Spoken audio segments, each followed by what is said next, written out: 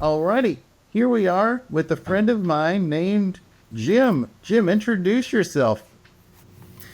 My name is Jimmy Hatter, and I live in Shelbyville, Kentucky.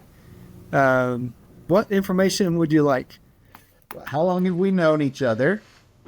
Since about 1987, 88, something like that. Right. And you're wanting to get into eBay to help, your kids have money, with school, that kind of thing, right? Yes. Yeah, we set up a bank account that I want to be our eBay account where I have one going to college next year, and we want to pay as we go, and also want him to have something where he can earn spending money if he wants to go out with do whatever in college. So, that's something he's really good at. Finding like classic video games and Lego sets and reselling them. So he's already doing that. So I'm like, well, this is a way you can kind of keep making some money. I'll do more of that from home. And then we'll try to have no student loans. That's pretty awesome and a pretty noble goal. So dollar wise, beforehand you told me a magic number that you'd like to have in your income every month. Yeah, I mean, with scholarships and different things that he has, I mean, I think school will end up costing around $12,000 a year. So $1,000 a month is kind of where I'd like to be. Gotcha. And, Gotcha. And that is a good goal, and I think you could easily be doing that kind of quickly.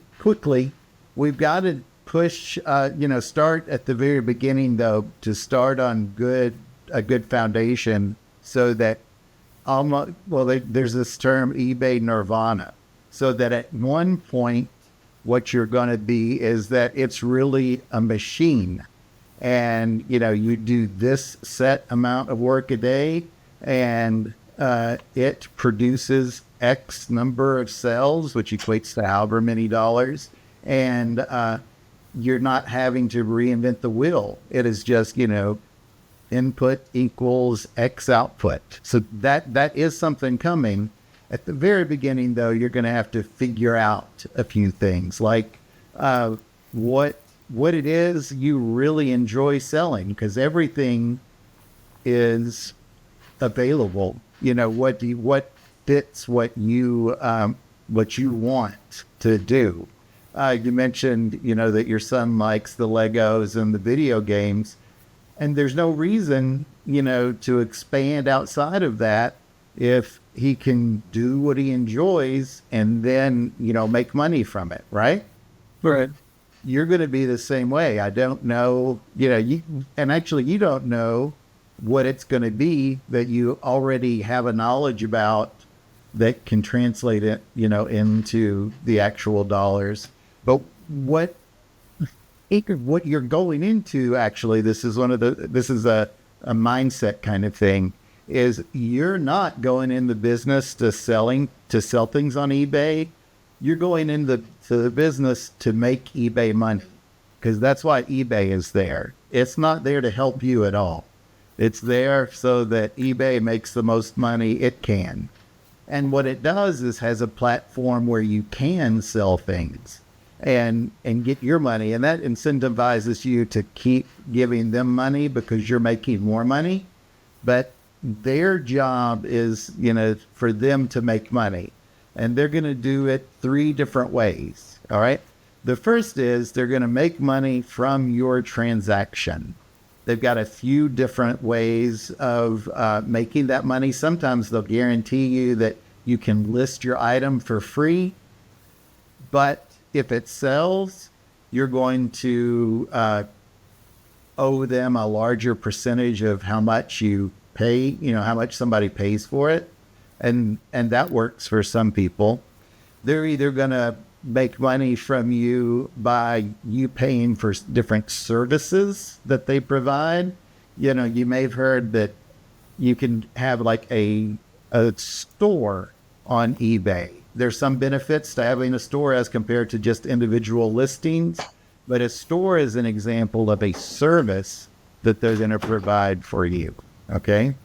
The third thing is that you can give them money to run ads and promote your items. Okay. And that's another way that they make money, that you can give them money.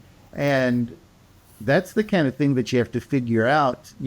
Is it worth promoting your items for them to sell more quickly? I think at a certain percentage, yeah. And we'll talk about that just in a second. It is not productive for me to promote an item at a rate that eBay wants me to. And that'll make sense later, but there is a magic number that seems to work for me. Okay.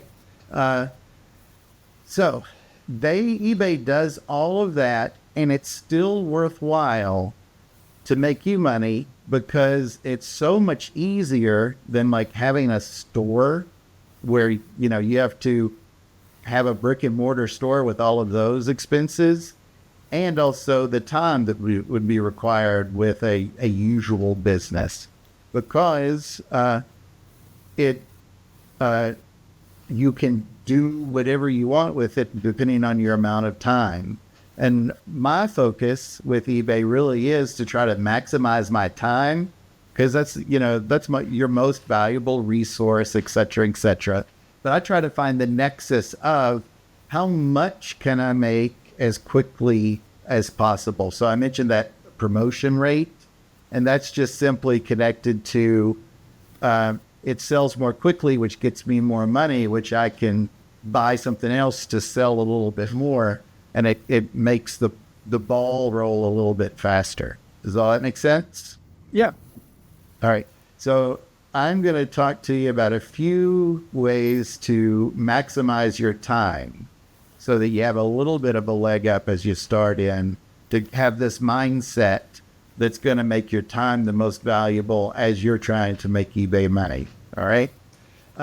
The first is, think about the amount of time it takes you to get things to sell. All right. Then inversely, the other thing is always consider the amount of time it's going to take you to ship something.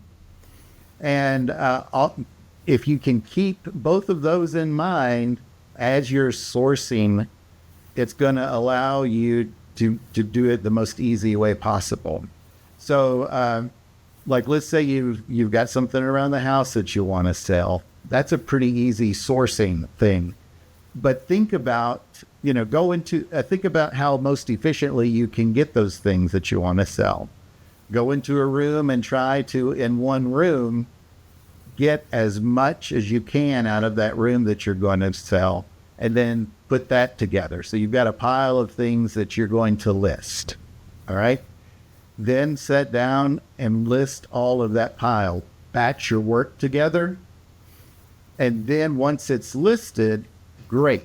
Okay, so if you're getting it from your house, you don't need to really worry as much about how you're going to ship it, because getting it is so easy. All right? But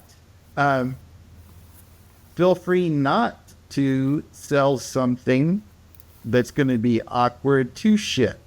Often when you change out fixtures, like ceiling fans, you can sell a ceiling fan, a used ceiling fan on eBay. It won't bring you that much money, and it would be tough to send, but it is possible, to sell it. So use that as, is it going to be worth my time to sell? And through that, you'll discover a couple. Yeah, Jim. I think this will be an important question, so I want to ask before I forget it, because with things like ceiling fans, if there's something that's electrical like that, do I have a liability? Because say there's a short in it or something, and it could be a danger to somebody, like something I'm not even aware of. Like, can there be a legal issue if I sell something that is electrical, or do you have to consult your lawyer about that? Right. That is a question that eBay has answered before. And it falls into one of the things that I'll show you in a second. If you describe something fully, And then if you specifically tell the description of what it is, and so like whatever you'd be selling isn't new, it is pre-owned. And then in the description, you can say, like what you would do on any classified, removed from a home.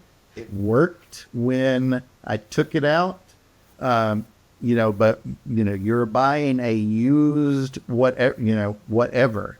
If you put those kinds of descriptions into it, eBay isn't going to, you know, uh, come after you.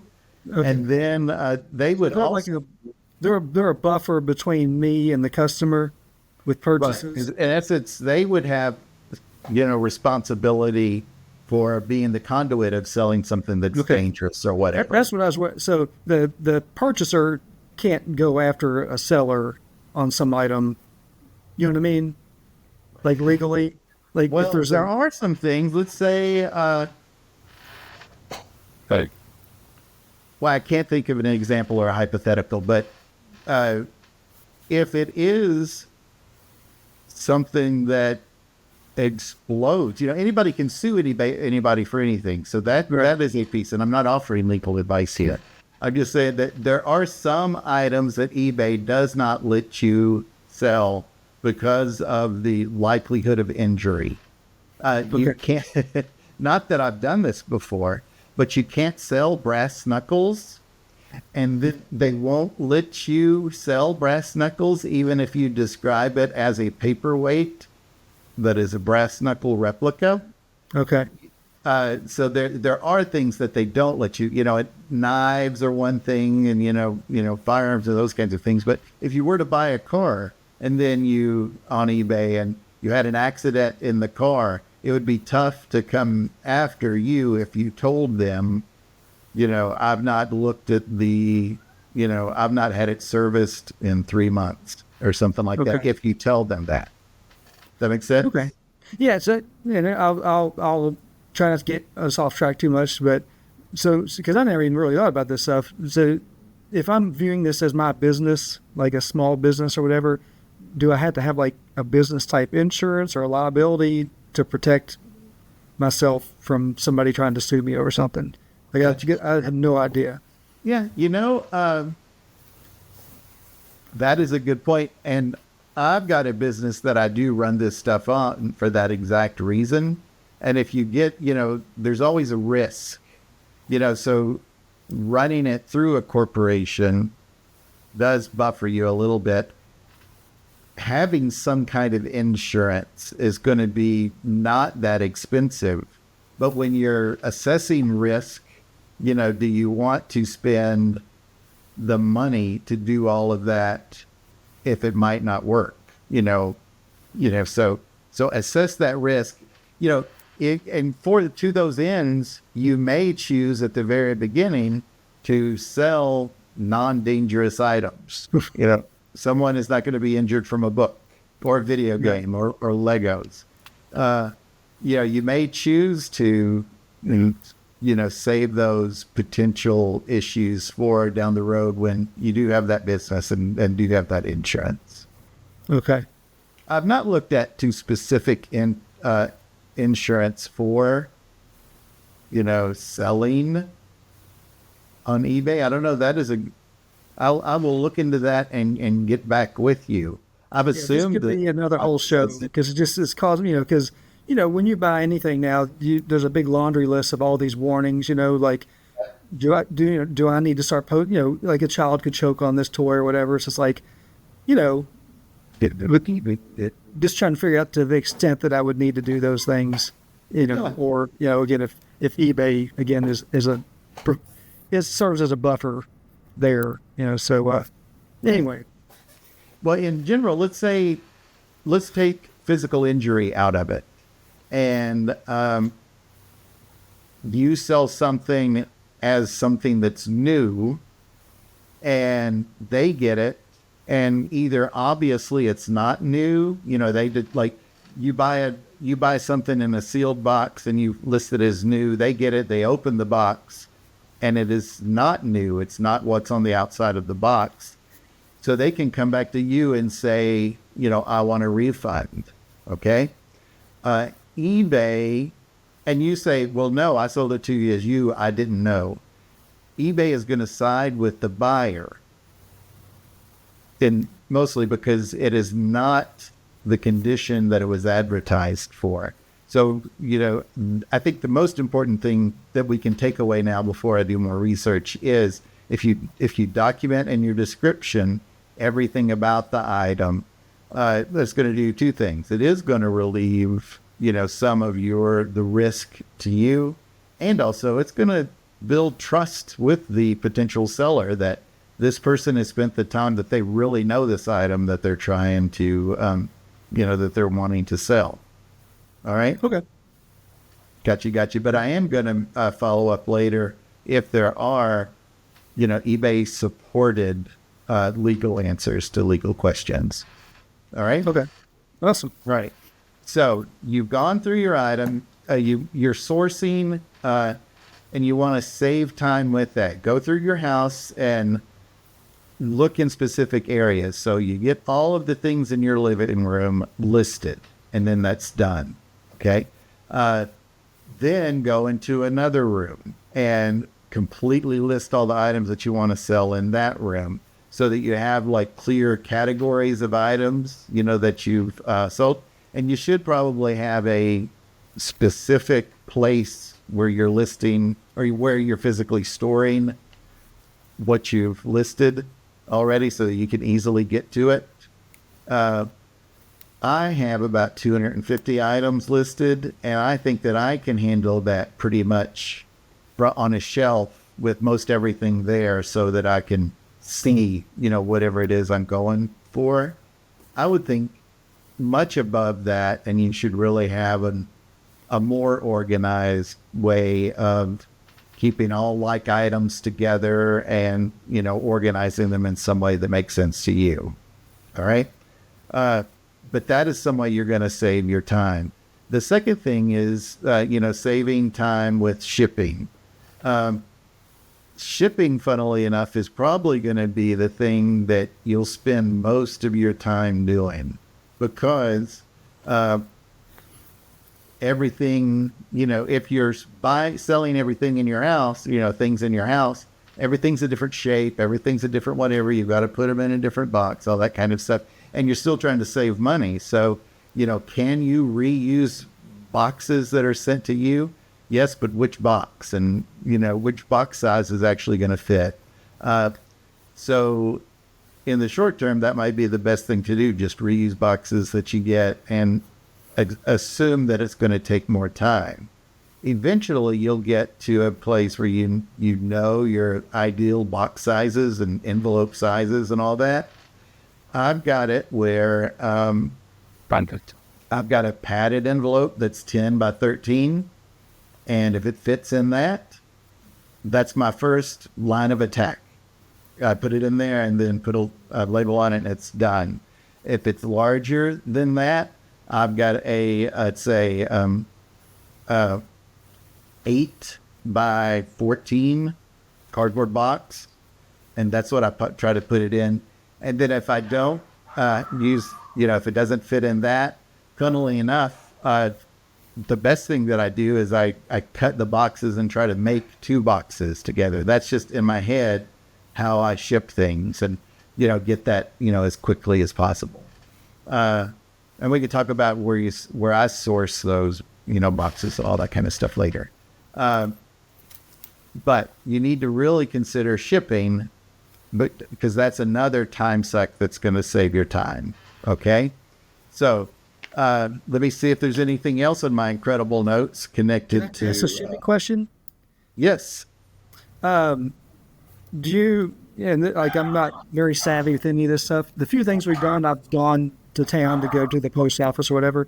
Do you have like the home thing where you weigh it, put a sticker on it, and just put it at your door, and they come take it?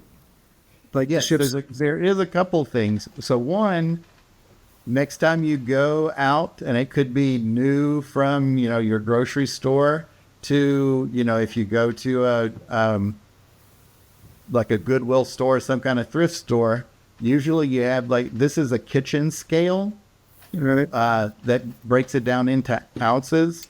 And you need that to get your total weight of something and a yardstick. Okay. This is when you list, you've got to tell eBay how much it weighs and then what its dimensions are going to be after you ship it. And they'll calculate the shipping. eBay has a special deal with the post office that you get a discounted rate. And it is maybe half sometimes what it would be if you go to the post office and have them do it because, Okay. they're interested in bulk. All right. What you'll do, since everybody has to have an account before they sign up for eBay and make a purchase, is that their address is already there. And since eBay knows where you live because you've got an account, if you choose to use calculated shipping and let them pay for it, their postage will come across to you as part of the shipping. So for instance, I sell a $10 thing and it costs $5 to ship. I'm going to get, $15 minus the fees on that $10, to make eBay money. I have to then buy the shipping off of eBay and then put that label onto my package. And if it's at the size where you can put it into your mailbox, that's fine. If you need to go to a blue mailbox and put it in, or to the post office, you've already paid the postage and you're printing out the barcode, and that's how you ship it. Here's a note that'll help you with that. This is the thing that's going to save you the most time. Okay. You're going to print out the label, on 8.5 by 11 paper.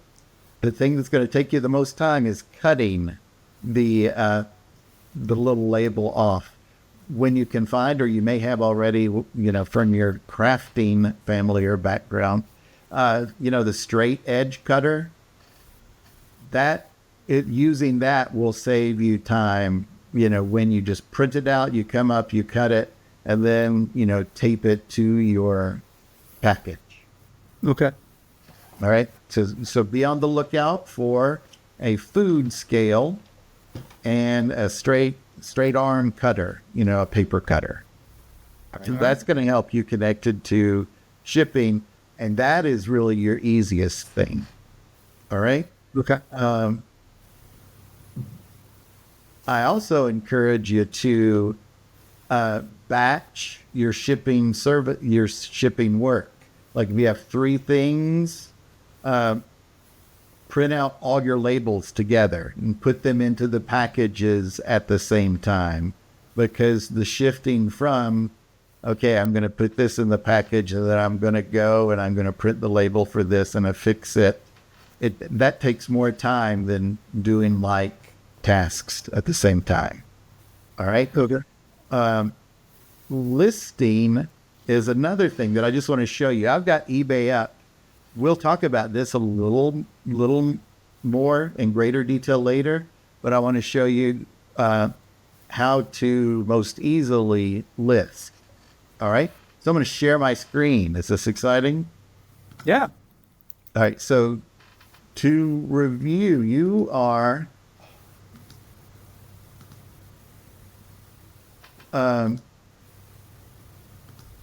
let me confirm. Can you see my eBay screen? Yep.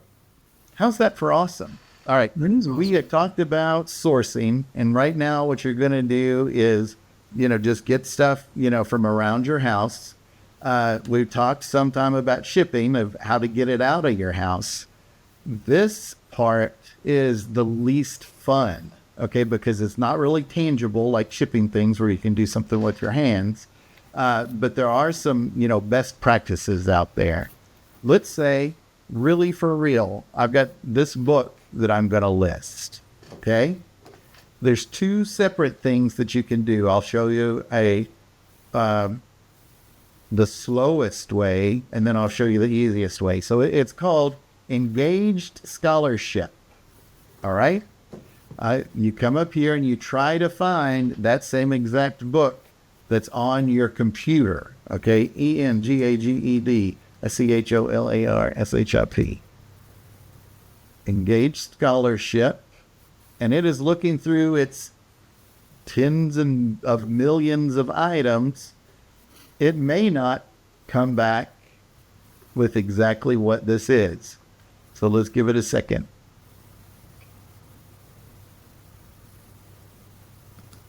Processing. Okay. Oh, how's that for lucky? See that book? That is that book. Awesome. So it is selling for $21 right now. That's pretty good, to take something from $1, that they bought a book for, to $21. That's pretty okay. You click on this thing that's already in eBay and come down and find a button where it says sell one like this. Okay? So I'm scrolling down and scrolling down, and eventually we will see sell one like this. Don't you hate it when you scroll so fast that you don't see it? Let's go back up to the top. See where remember when I said that this is the least fun part? Mm-hmm. This is an example of just what it is. Where is that on the screen? Where is it moved? See this over here to the right? Those are your product features and examples. Your description. All right? There's further description. That's more what it's about. Visit store context.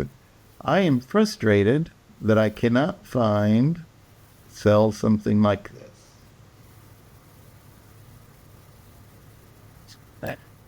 So when you're seeing those prices, and say some are 25, and say they range between 18 and 25 for one just like yours, like good shape, pre-owned, like where would you price it? Well, so for instance, these numbers are great. I'm trying to get to a different place. And if it's not letting me get there, oh, there you go. Looky here. Have one to sell it now. It's right under the page. All right. And sure enough, that is the book. I can sell it there now. All right. I forgot to do one thing. Let me go back. So here's your these are all the things that are for sale right now. That's interesting to know that there are several for sale, but what's most relevant to you is how many have sold and at what amount have they sold. So look, only one has sold recently. The good news is it was $36. So that's pretty awesome. But only one is sold out of how many? Let me go back and turn that off again.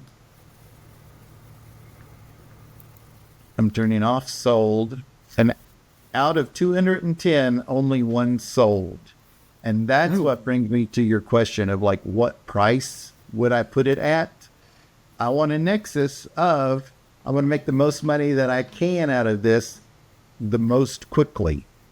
And so I frequently list mine at about 60% of what prices are already out there, unless the number of sold items is the same as the number of listed items, because they're going to sell quickly if that's in essence the demand. If the demand over the past 90 days is the demand that currently exists, chances are it's going to sell in the next 90 days, which is okay. And so I would list it at about the price where it is there. Okay? So I would probably list this one for $13.99 and see where it goes. All right? So let's go back and look at that sold item, because this one's sold, right? I click on it, and since I have one like this, I might as well list mine in the same way as the one that sold, right? Because this someone was interested in this book rather than the other 210. So I click on sell now, and I'm telling eBay that I've got one just like it. And look at what's happened. The title that it had before came over, and all the information that was in there came over already. So I don't have to think that much about it. All right. Now I'm having trouble seeing the screen. Oh, yeah, it did pause, didn't it? I just want to make sure the viewers can see what you're seeing, not what I'm seeing. Let me stop it and then bring it back. Okay? Hello? Hello.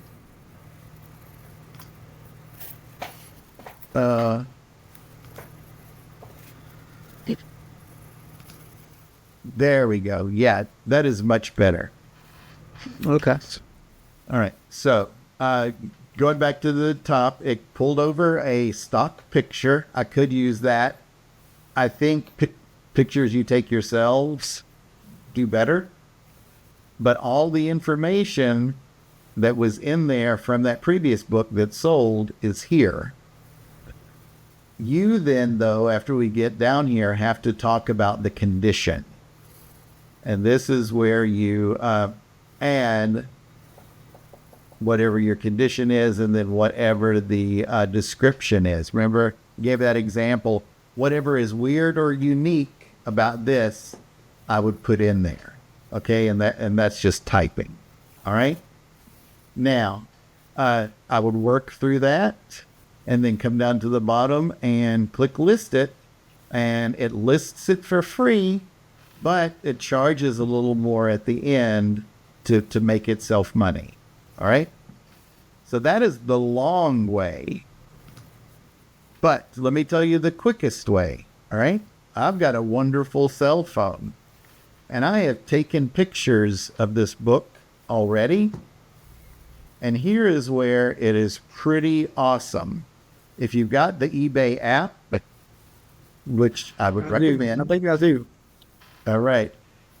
If you're on eBay right now, you can click on search. We can do everything that we just did super fast, because you can click on search, and then in the search bar up at the top, there's a little camera. And if you click on the camera in the search box, it says, in essence, put the new PC in that box, and I'll look for it. So I just hold the book up and scan the UPC code right there. And I think you can see it. There's those 210 books that came up already. I didn't have to type, and all those books are there. Okay. What I would do is filter for sold, which is on the screen and super fast, and do exactly what I did. And what I showed you on the screen. There's two cool things to do it this way. One, where I've got my pictures already on my phone, I can easily just tell it what pictures I want to add to the listing. And then in that description area, I want to see if I can get this on the screen for you. Okay, so give me 1 second, because this is cool. But I'm going to be holding up my phone to it, which may not come across the best, but we'll see. Thank you for your patience.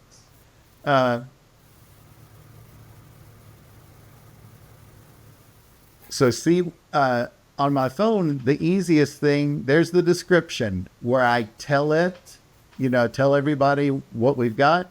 At the bottom on my phone, which wasn't there easily, is use an AI description. So someone, and at least 210 people, all right, have written a description for this book already. If I click that button, the power of AI goes through those other descriptions and synthesizes a description for this book. Oh, cool. I don't need to type that in at all, and it is a pretty good, you know, summary of that book we want to list. Okay. Now, if books are pretty straightforward, but if it was something that it had a unique thing here that other people don't have, like signed by the author, I would go in and type that in as part of the description because that would either add value or it would take away value, uh, from the purchase. But then on my phone, I would scroll down to the very bottom and it says list your item, and you do. And that's the easiest way to list something using your phone, pulling the pictures over that you've taken already, and then just doing the scan of the barcode to get it up there. All right? Okay. Do you have to be logged into eBay to see sold items? Yes. Okay, yeah, because I just did my app. I just took a picture of something on my desk to see it, and it shows all the ones for sale. Yeah. I don't see the filter where I can look at. I think, well, if you have it there, you are signed into eBay. Look up at the top, and there's something that says filter. Scroll Yeah. all the way up to the top, Okay. and filter. On my phone, it's in the upper right-hand corner. Yeah, I got that. So I'm filter right now. All right. Now, sold may be there. If not, you can scroll down a little bit, and there'll be a blue button that says show more, and it's Yeah. more things that you can filter. Okay, here. After you click more, sold items is one of those options. Okay. Yeah. And it just makes sense to copy from something that's sold rather than something that's listed. Okay. All Yeah, right. I'm looking at it right now, and they have sold 870,000 watches that are similar to this one. Well, that says there's lots of demand. This is yeah, so Swatch, and I wanted to see how much it was, and Well, how much are they? well, the ones currently for sale were showing like $11. I'm like, well, I thought it'd be worth more than that, but maybe not. I think having that many out there has driven the price down. Apparently. But Okay. how much do you have in that Swatch? Oh, it's my watch, so probably Right. $40. Right. But you've got years of usage, right? That's true. Yeah. Okay. All right. So that is really the big picture of do everything you can to save your time, and you've got a quick run through of how to list things on eBay. What questions do you have that we've not talked about already? My son has sold a few items, and now we're kind of starting our new account together, fresh. So this will be brand new. Like, is there anything that'd be the equivalent to like a brick and mortar that's like getting word out about themselves? Like building a brand that like, oh, this is a store I want to go to. Because once we start this, we will have 0 sold items. So we're not going to have a great feedback rate. Like, there's none of that because we're new. Other than, can we carry over things he's sold because he gets really good feedback? Okay, so this will be brand new. So, why would people, if there's 20 people selling the same item, I wouldn't buy from somebody who has no history. You're absolutely correct. And there's two things you can do for that. People like deals. And you could put in your description, I'm selling this as a loss because I'm starting a new store and I want to get feedback. So feel free to take advantage of this and get this great swatch for $4. Okay, so you can take a loss leader, sell something really cheap to get the feedback. Then the second thing, and this is actually something that I think most people do starting out, is feedback is connected to that account, not whether you've sold something or bought anything. So buy 10 things off of eBay and pay for them. And that feedback will come through as feedback on the account. So it looks a little more, aged. Okay. I think there's a multiple of 10 where it does matter, like 20 or so is going to be okay. So if you want to, there are digital things that you can buy for $1 and they send it to you via email or through eBay, where it doesn't cost that much, but you're doing that for the feedback. Okay. That's something that you can do to establish the store. Now, But David, go ahead. why get another account? Why not use that account that he already has? So the account that he already has, I could just change the bank account to our new account that we have set up, and then we just hit the ground running. Yes. And if he wants another account, he can create his own for the stuff Okay. for whatever. That would be the best suggestion, especially if he has really good feedback. Okay. And then as far as taxes, at what point do I need to start thinking about taxes that I pay as far as income off this? Well, you should from the very beginning. Sales tax, eBay is going to take care of it through it. Okay, and it'll do that from knowing where the item is purchased and those kinds of things. Taxes are a few things. You do have to, in a way, keep up with your profits, your business expenses, and all that kind of thing. That's important when you do the business. When you list it up as a business, especially operating at the levels that you want to operate in. So, Okay.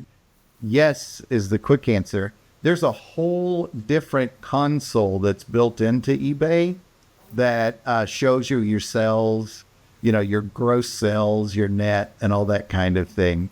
If you click on my eBay and then go to sales, since he has some in that account already, look around in that area to get familiar.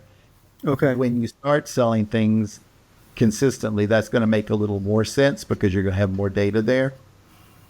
Okay. So, if I'm paying taxes on that money or when I'm paying taxes on the money that we're making, do I have to be an LLC or how am I categorized? Just, Well, you are a business because you're trying to do it for money. You mentioned before, should you have a business to protect your own assets? And now you're talking about, as far as, taxes and those kinds of things. Of course, consult your local laws and all that. But lots of people sell as just a sole proprietor, which is what you would be if you don't get a business. And then you would be responsible for your taxes as a person. Everything would be counted as income, etc. You could do an LLC where everything goes through the business, which is what I do. And then, the profit is my profit comes to me as a person, where the business itself has different, income. at what income level, say per month, would you start thinking in terms of creating an LLC? I got to tell you that the number used to be, I don't know what it is now, but like you could make $600 a year and not worry about it. You're already past that. You're going to be past that I know. this month. With your aspirations, I would do that sooner rather than later. What's great is on our, Secretary of State's website, all of that is available, there, one-stop Okay. shop, through the Secretary of State office. Okay. In some states, it's under the Treasurer's office, but, the state treasurer. But I think with us, it's Secretary of State. Okay. Good deal, good deal. And then I know that you can sell things with the price or kind of like a or best offer or whatever. Is that a good idea? Like I had my son list some of my textbooks, and I don't think we've sold any of them. But I kind of, when you're talking about those numbers, if there were books ranging from 50 to 100, I probably put 75. I would kind of put myself right in the middle. Yeah. At what point do you reassess that number and lower it, or make it a or best offer? Kind of what are your thoughts on that? So in that scenario, if I'm all about the sell, okay? And that range was $100 to $50. And I've got the use out of it. Okay. So like I've done everything, it's of no more value to me. I just want to sell it at, close to market value. In that instance, I would put $40 on it to move it. That they have that is a factor that I am close to the cheapest one out there. I've already got my use out of it. So it's not of value to me. And I get $40. That's great. When you start to buy things to sell, what you do have to consider is how much you paid for the item, the cost of goods. But, we'll talk about this later, but there's ways where your cost of good is so cheap that is your drive. You can continue that driving force of just being less than the market price. All right. So that's number one. Okay. Let's say you list it for $40. Go ahead.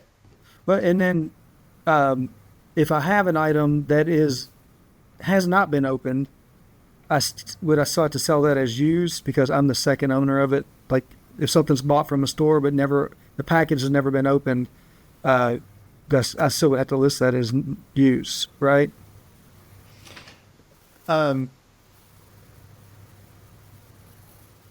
I know of people that if it's still in the shrink wrap or still clothing that still has the tags on it, they list that as new as tagged because it has not been used for the purpose that it was created for. A secondary market is still new. I will research that as well to make sure that eBay's opinion is the same as mine. All right. Okay. Yeah, because I bought some golf clubs on eBay, and they were still in the shrink wrap, but it wasn't from a store; it was from a person. So I think he did list them as new. Yeah, I think people do that all the time. Okay. So going back to the pricing piece. So I try to put it at below market value because it's money to me, and I can take that $40 and buy something else to make more quickly. When you list it, there's a specific button that says you're open to offers, and it'll show as for best offer. I like to do that because anecdotally, in case this happens to me and I hear, from other sellers, this happens too. Let's say someone offers $25 for my $40 book. All right. And remember, eBay is in the business to make money for eBay.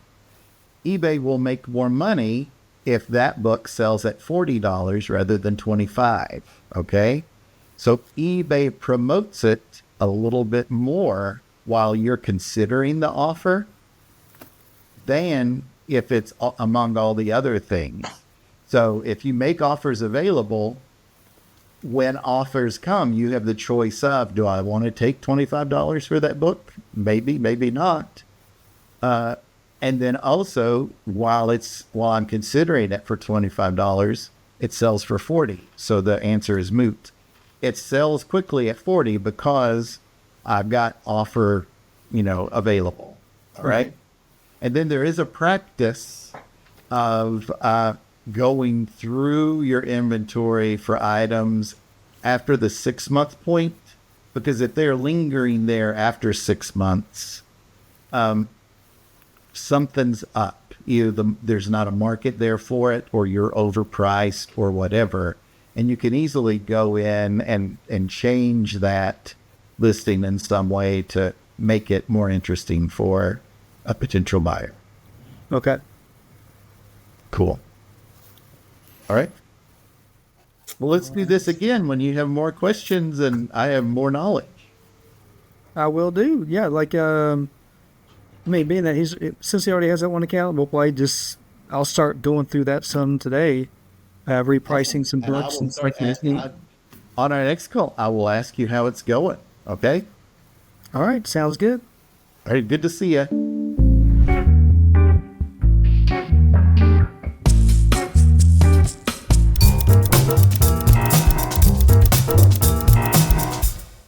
Hey everybody, want to talk to you about a recent Goodwill trip that I took, and it was quite productive, hourly speaking. Let me show you what I picked up. Here's the tip, regardless of where you're going. Think about what they most likely have the most of at that time. I usually find at Goodwill that it's the book section. I can scan the shelves pretty quickly, pull out what maybe is going to be valuable, and then purchase them and be out on my way. It took about an hour to find what's in this stack. So let's remember that as of right now, I am at 1 hour in. Let me show you what I found. Going to the book section, right by the counter, there was a calculator. I almost always buy a calculator if they're $1 or $2, if they have the bigger screens on them. That's my rule of thumb. Just to save time, you can go in and look at the different model numbers and all that. But for speed's sake, I think that if we put $2 in, they're worth your time regardless of what the model is.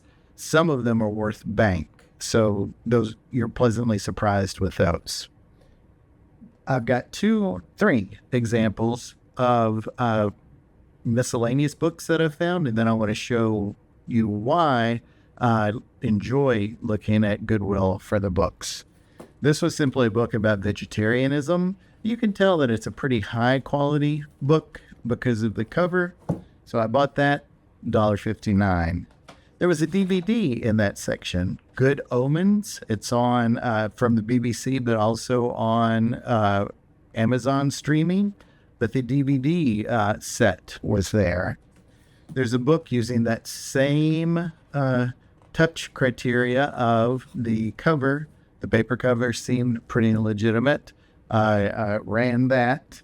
And those 4 things were a variety. I paid again $1.59 for all of those. The calculator was $1.99. Okay, here's why the books are a gold mine. When they bring donations in for Goodwill, frequently they're from a person that has similar interests to themselves. What I mean is, they may like theology in this instance. They may like fiction. They may like, medical things. And they bring in lots of books in the same category. That's what I'm trying to say. Which Wednesdays with Beth is a DVD series, and it has to do with, something of a theological nature. The Great Courses, both the Old and the New Testament. The New Testament book is still in the plastic wrap. The Old Testament book is there. This is a textbook, and this is why I loved it so much. There are different modules in there, but it was almost in new quality. So that's pretty great. What on earth is going to happen, for heaven's sake, is the title. It's a hardback. And then also, lastly, this thing, and there's a bonus tip. Look at the title here. See where on the title it says James Mercy Trumps Beth Moore. Okay? So this is James and Beth Moore's book, Mercy Trumps. Well, when someone is there pricing the things to go on the shelf, they would look at that and like James Mercy doesn't come up and Trumps Beth Moore doesn't come up. Or there were some issues. So this is the whole DVD set. It's a leader's guide for a Sunday school class.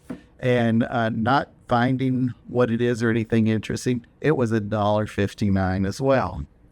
So I have 10 items plus a $2 item at $15.99 a piece. That's about $18 all in. If what I predict is going to happen is I am probably from this going to make about $10 a piece. That's after shipping, that's after materials, all of that. So let's go 10, 20, 30, 40, 50, 60, 70, 80. Get 80 right there. And then these I'm predicting are going to make about 30 a piece. 30, 60, 90. 36, that's 180. So I'm taking $18 into 170. That's a pretty good return on my investment. I've got 1 hour in. books are pretty easy to list, and especially after you'll get more comfortable with it. And it's about 4 pictures, and you're good to go. Probably another hour to list all of these. So I am at about $70 an hour or so, because I won't be a solid hour each. So there you go. Go into Goodwill and focus on books. There's the tip for today. Thank you.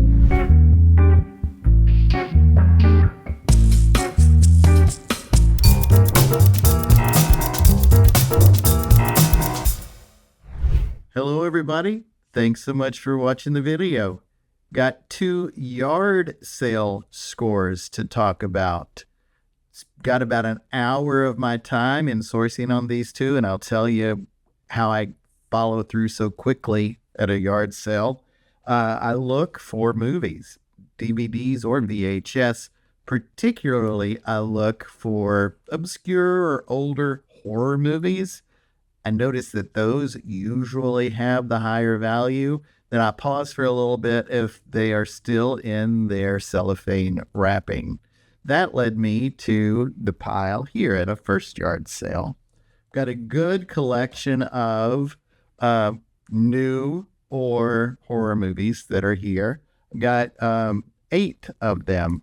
I picked up 3 more because they were new. Here's another bonus tip. This is a metal case for the best Beverly Hillbilly episodes ever. All 8 of them. And those are not worth anything at all. I have a yard sale at the end of every season, and that's going to go straight into my yard sale. So we've got 8 good DVDs. Over here at a separate yard sale, I found a Pampered Chef food chopper for $1 and a boom box. The great thing about it is that it's still in the box. So that's something of value, added value on top of it.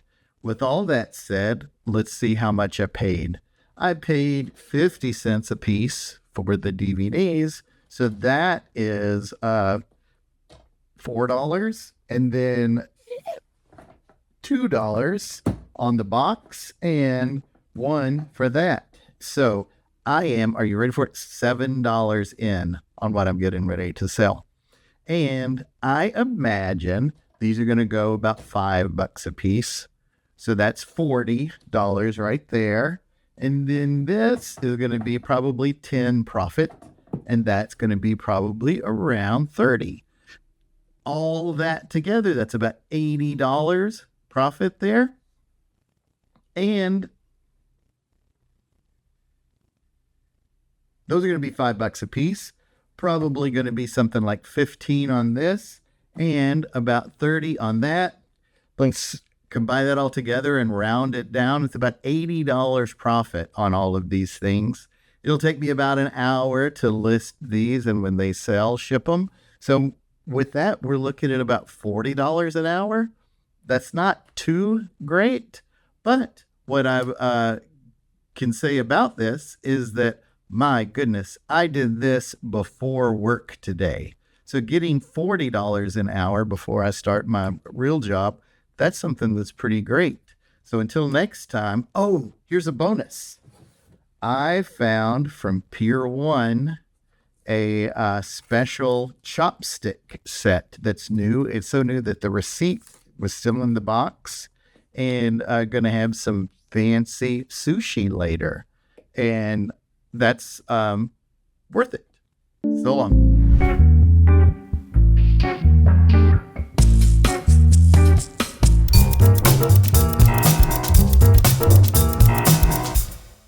Hey friends, a quick video, and this will be funny, I hope.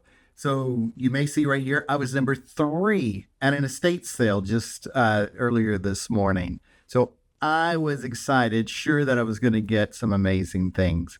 I go in, I'm the first one down in the basement, which is usually where I go all the time. That's where the unpriced or underpriced items are. Nothing down there. I get into a closet in the main bedroom, and it was like I had bought clothes and just put them into a closet. My size, my particular taste in clothes. So, what was going to be a great haul to sell things, I came back with bags full of clothing for pennies on the dollar that I'm going to use for personal use. So like short sleeve shirts, polos, those kinds of things, pants, jeans, shorts, what I needed. I went through a recent weight loss and I've been still wearing 38 pants in a 34 body.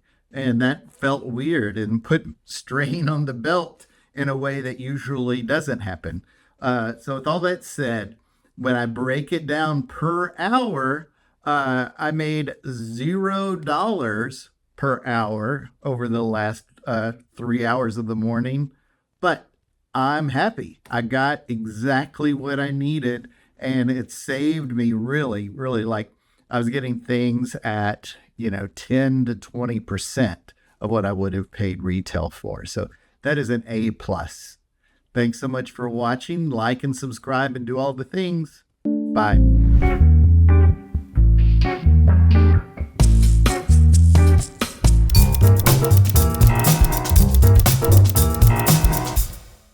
Hello, friends. Welcome to the Hourly Flipper. My name is Troy Price, and I want to start this channel to hopefully inspire in you the can-do attitude that other YouTubers sparked in me. And I wanted to, rather than say, I want you to be an eBay reseller and all of the things that are required, I want to just boil it down into, in essence, hour chunks. How much can you do in about an hour? And how much is that going to get you for an hour's worth of work? That's what we're focused on. I go to Goodwill's weekly and I see a particular area of the store that I find that I can efficiently search out. The main thing that I do, however, is go to estate sales. Here's why. I find that at estate sales, there's the most volume of things that I can buy from a limited amount of time. If I were to go to yard sales and in the yard sale maybe find 2 or 3 things, associated with that is the travel to the yard sale, looking through what they have, the usual jibber jabber with the people, getting into the car, then going to the next sale and the next and the next. Well, estate sales that I find that are just tag sales have thousands of items. And if you go on the last day, everyone is interested in giving or getting a deal. So it is a mutual agreement that we're there for the deals. And that's why I particularly like that. There's not much adversarial relationships as compared to at a yard sale. That person selling that really is, they have a vested interest in getting the most that they can. Not saying that the estate sale people don't have a vested interest in getting the most, but by the last day of the sale, they really have an understanding that it is their job to as much get rid of items that the family does not, and get some money, does not want. The sellers have a vested interest in getting rid of as much stuff as possible while still getting some profit as compared to any other options. So again, I just want to express that I find most of my things by going to the Goodwill that's over near our Kroger. I whip into Kroger, go to the Goodwill, and it's, a chunk. And then the estate sales, usually when I go in, after about an hour, I can go out with enough stuff to make that hour worth it. Does that make sense? So that's where I source. Most of my learning is from 2 places. First, YouTubers. I'm going to give you a list of some right off the top of my head that if you don't subscribe yet, do. The first is Harry Tornado. If you want to go back and start at the very beginning when he was by himself, they tell a wonderful story of how when he was laid off, he started to do eBaying to hopefully, make profit for his family. to when his wife Haley joined him, to when they were able to buy a house with what they were able to do, both doing the resales and their YouTube, and just the tips and tricks and opportunities that they present. I love that channel and I've learned so much.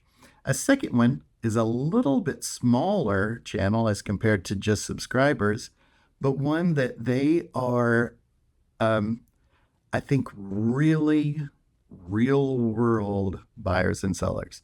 The first, I've got two that actually have that recommendation. The first is Mrs. Frugal Trash to Cash. They are full-time resellers. The husband and wife do this on eBay and some other of the platforms. But when they talk about what they bring, what they source, and how they sell it, every episode is a learning opportunity with them. The other is Shed Flips. What they have is they're a husband and wife reseller. And what I love about them in particularly is that they pull their items live while they're, I guess it's recorded, but when they hit the record button, they go through and tell you what's sold and then they go get it from their shelves. You learn some things valuable that you see directly in your face connected to how their items are stored, how much they paid for the items originally, and then how they package, how they ship, and their mindset of what they're looking for when they go out and how they, package them for shipping. I find those particular value. There's lots of them that are there just for fun. Let me rattle off a few. There's a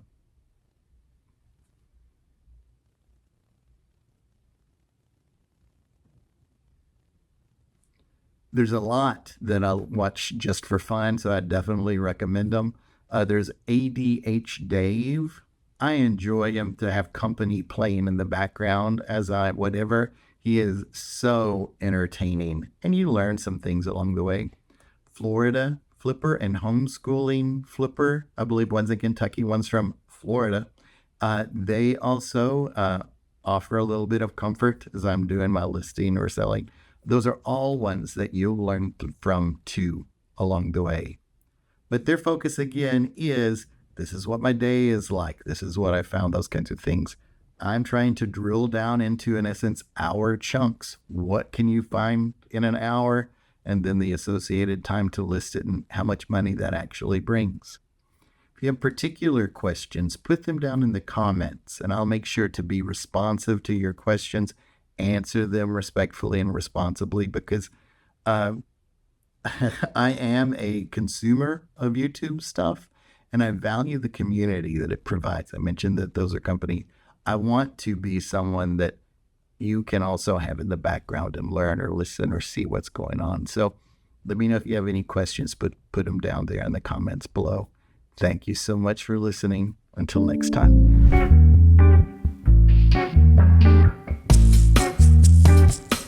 Hey everybody, it's Troy. I love yard sales. I love going to yard sales and I love putting them on and putting on so many over the years. I think I've got some valuable tips I want to share with you when you want to put on your own top tips for having a yard sale. Number 1, pricing tip. And this is actually the third best tip of our 4 total, but it's what people think of the most. You want to have a yard sale, right? Not a yard museum where you can pack things up at the end. Well, here are 2 pricing techniques that work to get that stuff off of your yard and in cash in your hand. All right. The first one is the 10% rule. And that simply is price that whatever the item is for about 10% of what it is at retail. That is the barometer of what people like to pay at yard sales. So if you want to get rid of things, use the 10% rule. That's a little too low for you. Here's a little bit of homework. As you're pricing your individual items, think about your last hour of your sale. And imagine that whatever the item is, someone comes up to you and they offer a price and you reluctantly take it. Take that amount and then add 20%. and that's the price on the first day of your sale. That way you've got a little bit of haggle room, be happy with what you get, and in turn it will actually give you more money because they're going to buy what you're pricing. There's a little smaller 2 tips connected to pricing. The first is make it easy for the people to buy, and what that simply means is put the dollar value, or maybe 50 cents on an item, $1, $2, $3, $10, whatever it is, 150 or 75 cents. That's a little bit too complicated. Make it easy for the people to buy. One last pricing tip is bundling. With bundling, what you simply do is put a lot of the same thing together. Here's a 5-gallon bucket of paint supplies. Here's a 5-gallon bucket of electronics. Those kinds of things. And then put one price on that whole thing. You can price the things higher and get rid of a lot of stuff in just one transaction. So that is my 4 tips for pricing. Next is something you don't usually think about with yard sales, and it's actually design. And this is so important. It's the 3rd most important thing of what I'm going to share with you here. Here are 3 tips. The first is stage your yard sale. So that's how to put out your things and how you want it to look from the curb. And the most curb appeal, because people are going to be driving by and you want those drivers to become buyers. And you do that by settling the items in certain ways to make it really interesting to people from the curb as they drive by. Usually people are decorating things at their table and they say that looks good from the table, but you got 12, 15, 20 feet before you get people out of the car to your sale. So that is the most important thing. Design from the curb. Second tip connected to design is group things together. This is different than bundling and big yard sale. Put things that are alike together. Clothing, electronics, and households. Keep them together so that people know with just a glance where they're going, what they're going to see. The last thing, and this is the pro tip, when you are decorating the table and putting things out, put your higher priced items up towards the front of the table. Make them reach to have to get your smaller priced items. But if they're right there, it's likely that they're going to pick those up in greater frequency than if they were in the back. So design is important. The 3rd tip has to do with how are you going to make change at the yard sale? And this is a question that it's the most asked, but it's so easily answered. Grab your paper and pen right now, and I'm going to show you a breakdown for if you're having a yard sale that is small or medium. Okay, we'll address large just in a sec. But of $1 bill, get 30. $5 bills, get 10. And $10 bills, 4. And of all the change of the silver variety, you know what I'm talking about? Get 20 of each of those. But again, 30 $1 bills, 10 $5 bills, and 4 $10 bills. With a small to medium sale, that will be enough to float you until money starts coming in and you can make change from what you're getting in. If you have a large yard sale, simply just double that. And so you're going to have 16, 20, 8, all right? That's the thing to do for the very beginning of your yard sale. Here's something important at the end, though. At the end of your yard sale, when you're counting your money, subtract $128 for your smaller sale or $256 for your bigger sale, because that's money that you've put into it from the beginning. Back that out to get actually how much you made at your sale. The last thing is printing. People don't think about printing, but this is the most important thing that I can share with you today, because you want people to come to your sale. And how do we do that? You print direction. Your directional signs are out at intersections or where people are driving by. You can have a sign not near you, but on a heavily traveled road. on that sign, don't necessarily put the biggest thing saying yard sale. All right, they're going to see that. Have your biggest thing on that sign to be your address. That's what they're looking for, and that's where people are going to go. They're going to punch it in when they see it on the sign, and they're going to come to you. And then they'll see your yard sale. So your address, big and up at the top, and then other information, yard sale, garage sale, lots of stuff. Okay, those are your directional signs. Have signs at your yard sale to help people get out of their cars and know what to expect.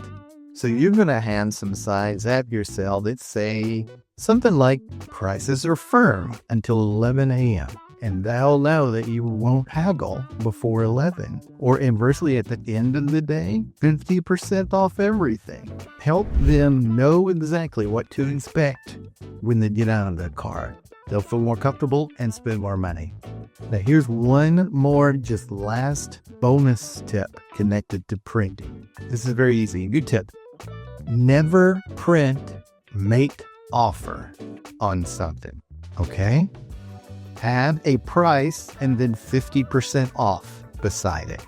If you don't know, and you can have that price sky high, it's 50% off. If they want, they're going to offer a price anyway. To see something that says make an offer, in the buyer's mind, it reduces the value of the item. Where if you have a price on there already, that's where you're starting to haggle from. You'll make more money if you don't have make offer. All right? So that is it. Good luck at your sale. I am trying to have a $500 yard sale or bust. Thanks for watching.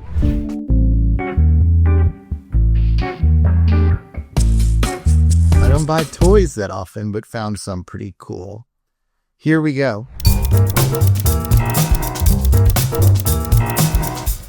Hey everybody, it's Troy, your hourly flipper. I hope things are going well for you. What I've got is a video that's going to have only two things that have sold in the past 24 hours. And the reason that I'm doing this video is because I went to my local Goodwill about 100 yards out of the way of going to Kroger, and I found a veritable gold mine.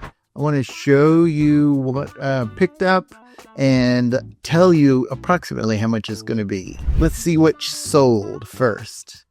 If you watched my last video, you'll see how I picked this up. It is the software for a iMac, and that is it, okay? I bought it for 50 cents, and with this one, I'm going to sell it for $15. Put it in a bubble mailer, and it is out. I'm proud of this one. I've always suggested that you should look for local history wherever you are. When people want that, they buy it and they spend money for it. So this is the fact, fiction, and folklore of Southern Indiana, okay? There's maybe like 50 people that live in Southern Indiana. But still, I bought this book. That's like 5 pages for each person. But I bought this book, and lo and behold, when I get home, it is signed by the author. And this book is a first edition 1967. So that is great, needless to say. And that sold for $35, 50 cents into $35. That's awesome. Sat for about 4 months. Gonna tell you a story about where I went before going to the Goodwill. There was a movie that came out recently called The Watchers, and it's based on a book. I read the book when I heard the movie was coming out. It's a better book than a movie, so I would suggest read the book. That came out with a sequel about 6 months ago, and I was excited about that. I just remembered it today, so I went to my local library, and it turns out they didn't have it, and they couldn't get books within the first year when it is a bestseller that had a movie. They're like incredible circumstances that they're not going to get this book until October. A little bit bummed. I'll have to find it elsewhere. But our library, because of space concerns, does not have an annual book sale. They always are feeding a little library that's right there. And it's important to them. They say, really, take what you want, enjoy them. I found a book, Nelson's Fleet at Trafalgar. Okay, this is like a trade paperback, and it is pretty specific. So I got it for free, and it is at about $22 right now. So that's pretty great. That will fit into a poly mailer and be super. Went to Goodwill. I've got a book, an audio CD set, and then some toys. I don't buy toys that often, but found some pretty cool. Here we go. Do you remember the movie that was based on the book called The Fault is in Our Stars? Remember that there were some pretty big stars in it? The book won some awards. Was written by John Green, and he wrote not a sequel book, just another book called Looking for Alaska. Went on a book tour after that, and he signed copies. And this is one of those signed copies. Can you see the price there? $1.59 for Looking for Alaska, a signed copy. This one is maybe a $40 book, but it could go for more. Now, this is fun. In the book section that I always go to in my Goodwill, there was a CD set of Tom Petty and the Heartbreakers, and this is playback. All right. This is used. I paid $4.99 for it. There aren't any used ones on eBay right now. They are all new, and they're selling above 100. This is, I'm going to make sure it's clean, make sure all the parts are there, all that kind of stuff. I'm going to list it for $49, accept offers. And that's not bad to 10x my $5 investment. Isn't that pretty awesome? Let me show you the toys. As I go and look at the books, I come the long way back to the cash register. And in the corner are the toys. I usually never see anything great in the toy section, but I found 3 things that were pretty great. The first one was, this is okay, I'm going to get nerdy for a second. This is a Beast Wars Optimal Prime, and he could turn into, he's a robot, he can turn into a gorilla and also a plane. Amazing. And it was there, and it had a price on it of $1.99. That's probably a $20 item, if not more. I'm being conservative with my $20 ones. So that was a great find. I take 2 steps down the aisle and I see this. Always look for dinosaurs, and particularly look on the foot. If they have a stamped number, they're valuable because they're a special kind of toy dinosaur. But also, if they have the actual Jurassic Park symbol on it, those are valuable too. This one was 99 cents.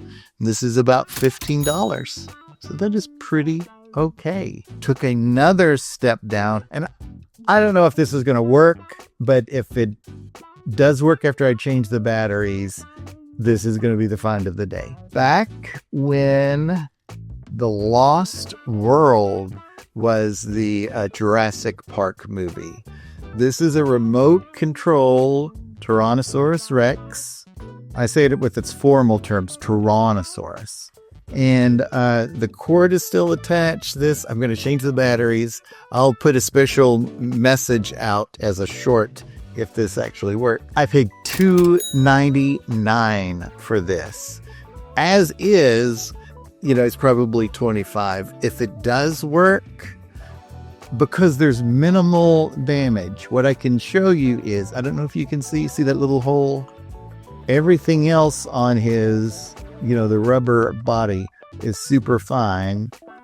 One of his, treads? Do you see the tread that's kind of damaged there? That's that. If it works, I don't even know how good this could be. So that is super exciting. And that is only because as I was going to Kroger, I took those 100 yards and went to my Goodwill, saw some amazing books and CDs, and found a little bit of a toy haul that I thought was particularly awesome. So I wanted to get this recorded and out to you as soon as I could. Thanks so much for watching. Like and subscribe if you would. That would be super great. Talk to you later.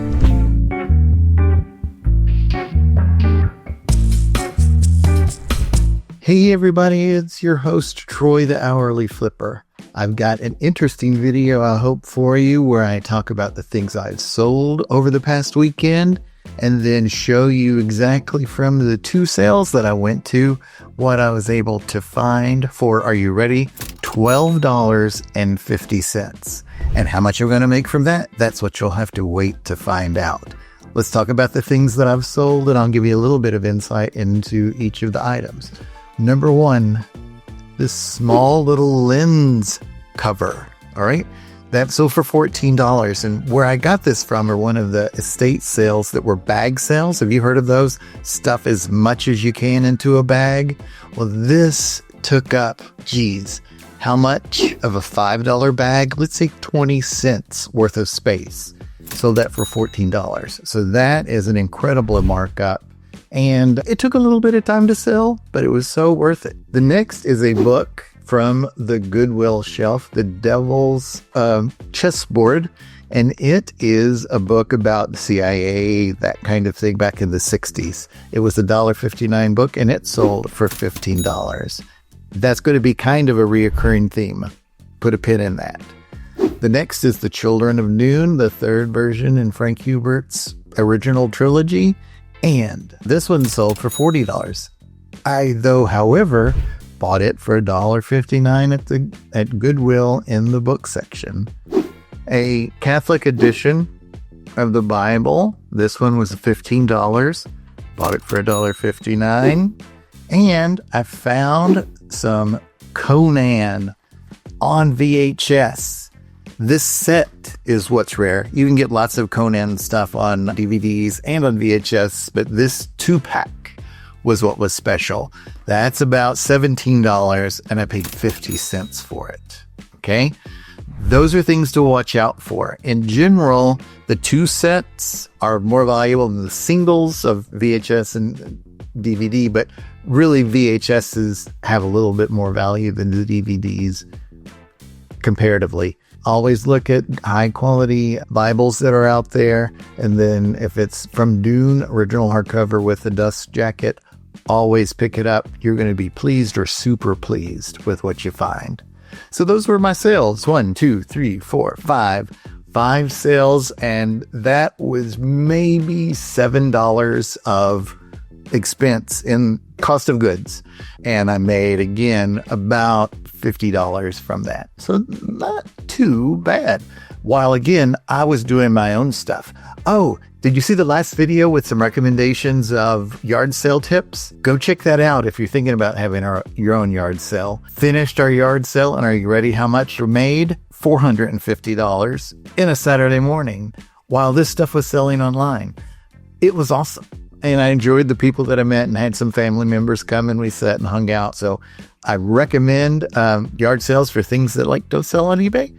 And also the camaraderie that comes from it. Speaking of camaraderie, I went to 2 estate sales yesterday. It's something that my brother and I do, and we like it a real lot. And found some, not a high volume of inventory I got, but some quality things all around. Speaking of quality, let's look at the first. Oh, no. I need to tell you about this first sale.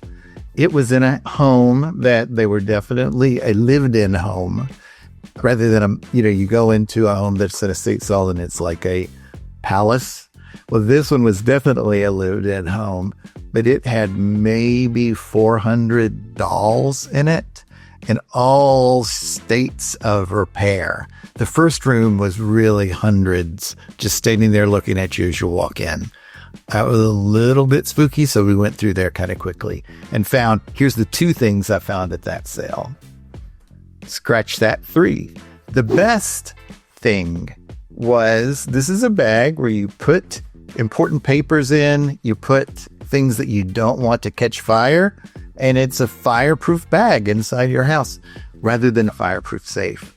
This is a $40 item, and I paid $1. All right. My brother says that I took that right out of his hands. He didn't know what it was, and I got it. But truth was, he picked it up, then put it down. The second he put it down, I grabbed it. That's okay. Farmsteading is very popular, and the books sell well online. Well, here's an example of a book that sells well online, about $10 to $15, and I gave half of $1, 50 cents. The last thing was just a fun pickup, by the way. This was near the end of the sale, so they weren't going to be selling much more anyway. And this was in the free box if you could use it. And it is a cord to a specific LifeLock kind of things that are there. They had a few extra cords to that thing. And so I got a cord that was free. I don't know anything about it yet.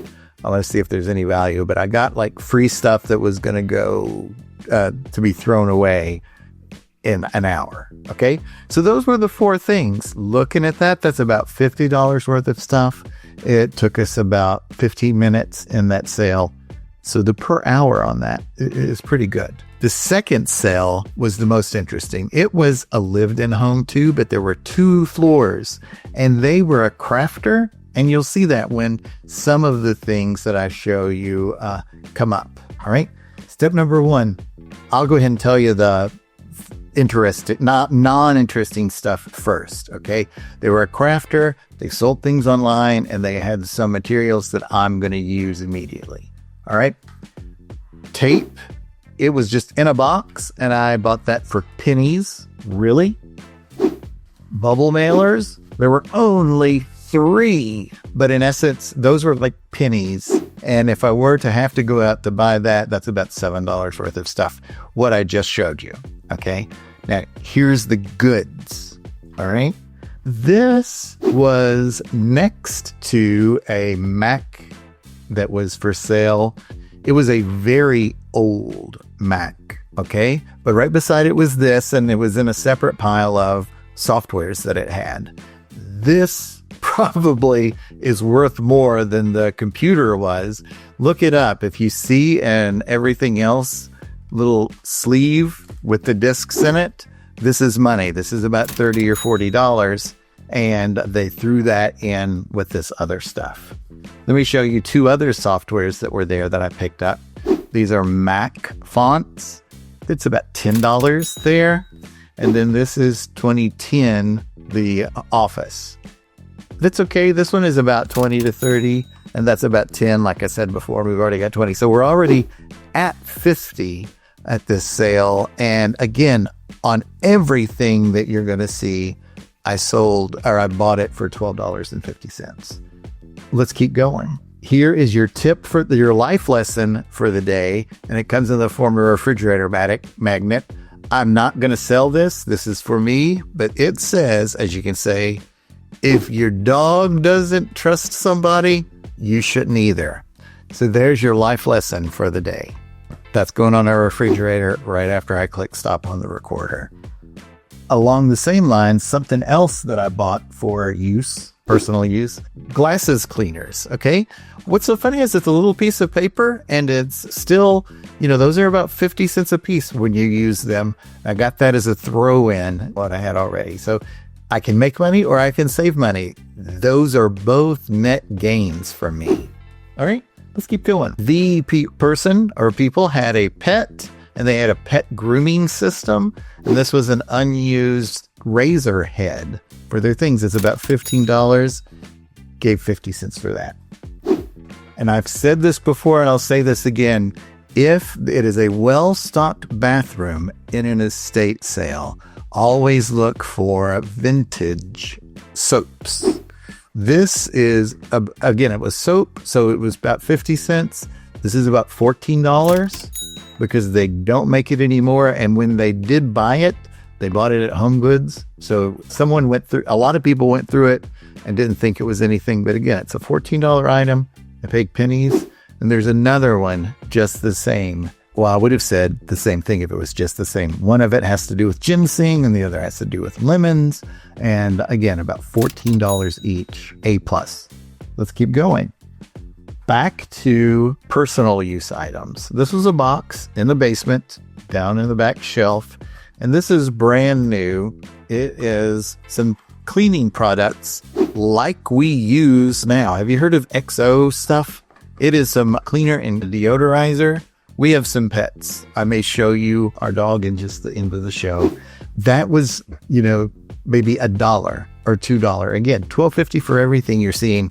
That's probably a $30 item. There are 2 of them, and it's brand new, still in that box. Felt really good about that. Let me repeat what I said before, that if making money or saving money, both helps me out, all right? The last thing has to do with shipping again. I started with shipping. I want to end with shipping. This is a roll of wrapping paper where they would wrap up their items when they went to sell things. Well, I wrap things too. That thing probably in a store, or had I needed to purchase it, would be a $6 or $7 item itself. I got it for free, or a throw in there at the very end. $12.50 into, if I add it all up correctly, about $120 or so dollars. Check my math on that, but I think that's about right. It took me an hour both ways to go in the 2 sales, then about half an hour to go to both sales. So it's about an hour and a half, $120 over an hour and a half. That puts my hourly rate at something like $50 for a Sunday afternoon. And again, it was also during a time where we had camaraderie too. So A plus on our camaraderie weekend, and I hope you have the same. Thanks so much for joining. Bye.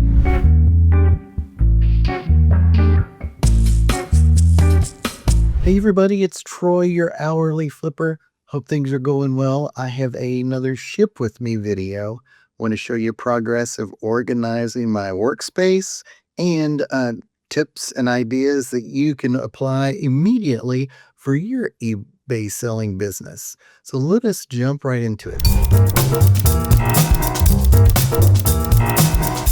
There's only 3 items to list just for today, which is a Tuesday. So it's 24 hours worth.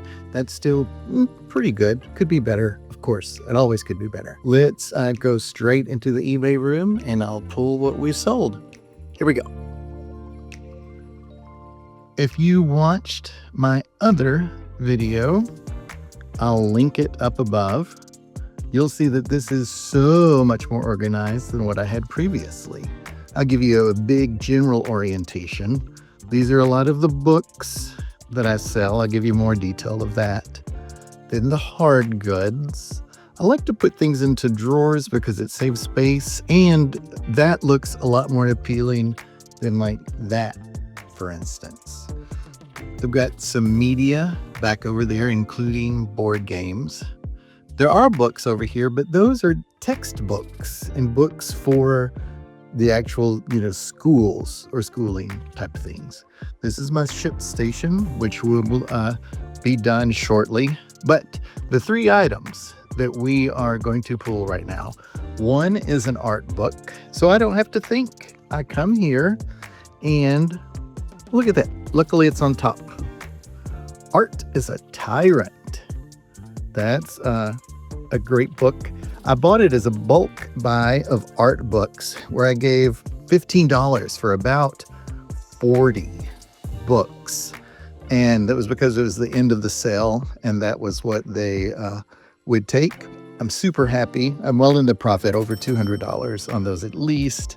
And books are easy to list. I found this little thing at a Goodwill that I don't usually go to. I'm sure you're saying mammoth hunters. Oh my gosh, I skip those every day. Well, notice this is a trade paperback, and I would have passed it by, but I saw that uncorrected proof. We're going to talk about this in a little bit when we go and sit down, but I chose a quick $1 over a longer $5. Okay, so those are 2 books that have pulled. Now, the third item is this calculator.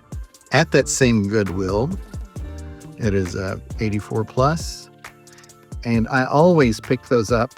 I paid up for this one $15, but I've sold it for $35 the next day, so that I chose quick money over slow money. Here is the shipping materials and the paper that I wrap things in. Let's go back into the office and I will show you the temporary shipping station.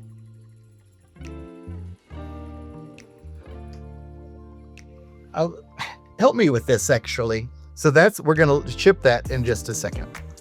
I've got 2 books that I can't find an equivalent. This is called Positively Izzy. It is a graphic novel, so it's something that's kind of in vogue right now. And I would have passed this by, but here at Goodwill for $1.59, what it's hiding is that this is an autographed book from an independent bookseller here in Louisville. And sure enough, if I flip a page, there is the signature and a little drawing. That's pretty awesome. They have sold in the past, not this book, but another from this author, but it's all over the place, 30, 40, 50. And when you have something kind of unique like this, the question is, do you take a $4, for instance, listing of Positively Izzy and then talk it up to include the signature, or do you start from scratch creating something that is unique where this is autographed? So that's the question 1. Number 2 is, this was at a sale yesterday that I got a big pile of stuff for $5. And this was one of the books in there. This is not on eBay at all. It's a book of photographs taken 100 years apart. And that's pretty cool. But in Montpelier, that one's not there. There are some from Lyon, I believe. What do you do when it's a book where there's just a shade different than what is listed? Do I just throw this back in Goodwill and give that to them? Or how do you go about listing unique books, for instance?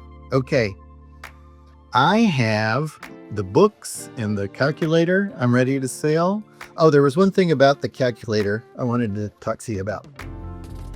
This is a calculator. I also bought at a yard sale on the same day another, not in as good condition, of TI 84 Plus. So I'm going to have to clean that one pretty handily. This person that bought this one, I sent him a message and I said, you bought this one, thank you so much. If you want a second one, would you pay $15 for it before I even clean it? I've not heard back from them, so I'm going to assume no. I want to get this out within my shipping deadline. So that is going out today. Maybe they'll reply to a message and I can send it out. Let me tell you this story. So there are equivalents of this that are in about $25 to $30. I made an offer for $15 and they took it. This is Tuesday. As I mentioned, I listed this on Monday and the calculator on Monday at that same trip. And both of those are being turned over within 48 hours. So that's $40 in my pocket in 2 days. I can take that and buy more. So that's why I'm choosing the quick, lesser money than the longer money. All right. I use, again, this wrapping paper, that's the Christmas tissue paper, to wrap these in and then put them into the envelopes. I've heard you, and you have complained about the noise the last time I did this recording.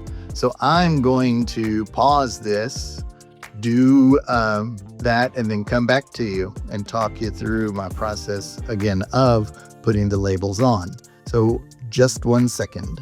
5 minutes later. It took just about 4 minutes to wrap that all up, but I went ahead and measured them so that when we come over here to eBay and, put the shipping labels in, what it'll do is save us some time because I will weigh them and then we'll just go straight from there.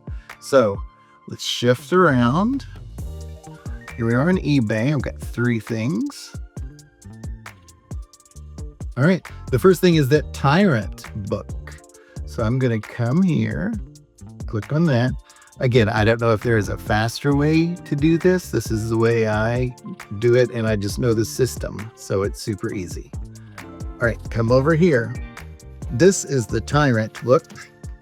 Put that on there. I would put that as 1 pound, 4 ounces. It assumed 2. Let's see with that 538 if that changes anything. 1 pound. And what did I say? 4 ounces? All right.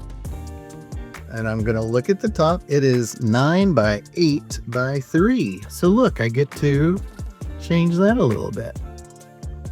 And that amount changes none. All right. Oh, let me minimize that reminder. Here we go. Purchase shipping. Great. And again, that is my best purchase. Excellent. That is done. Let's go back to orders.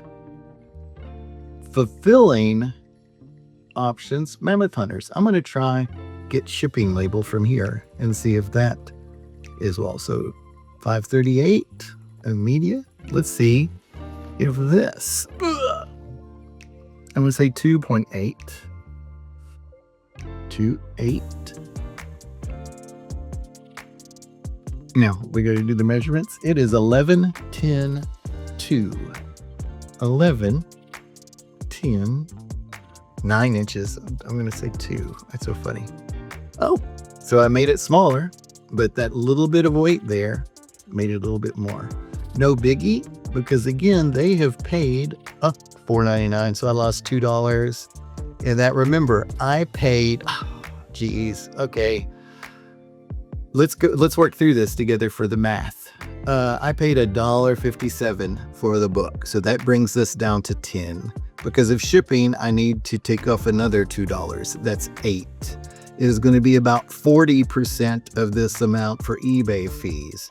I promoted it at 3%. So 40% of 9 is 4. So I made, woohoo! I took $1.59 and I'm going to profit $4 from it. That's not considering the shipping cost and my time into that. But I'm going to begrudgingly purchase the shipping label and then print that. The reason it's not so bad to for me to not consider the shipping costs is that everything that you see I got at previous estate sales, and it's negligible how much I paid for them because it's a purchasing technique that I use. I've mentioned it before, and I buy the bigger things first that I've already gone through the sale, but I definitely have shipping supplies there in my pile that are in the hold area. And I just say, well, since I bought that, will you throw this in? And that includes the tissue paper that I mentioned before. That includes the bubble mailers, anything that, they do have there. I liked the shipping label. That's saved a step. Let's see how much it weighs, because it's not going to be a pound. 16 ounces in a pound, so that's something like 12. And the size is 963, so 0. If I'm doing something differently from you and you could help me with making this more efficient, I appreciate it so much. Let me know. Okay, that took it down, luckily. And they paid in shipping $2. Okay, so let's suck that through. I paid $15, and after everything, I'm going to make $20. So I made $5 on that. Isn't that awesome? So I made like $2 on one. Jeez. $2 on one. $1 or two on another. I'm completely bitter about what you're seeing is not that much money that I'm making hourly. But this is an example of I'm still having fun. It's still working out fine because it's not costing me anything. Oh, extreme close up. Doing this two-handed would be much better. There we go. So I take that to the mailbox and we are good to go. I've told you again about my organizing system in the eBay room. I've told you about how I get shipping materials for practically free. I showed you how I go through on eBay. That is pretty awesome, and print the shipping labels and all of that in one video.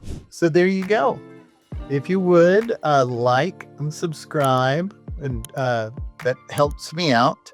Tell someone about my channel. That would be super. I want to get numbers up. I don't talk about numbers that much, but moving up in the subscriber count would be super. Let me know if you've got any questions. Mention down below if you have tips or tricks for me. I'm always wanting to learn.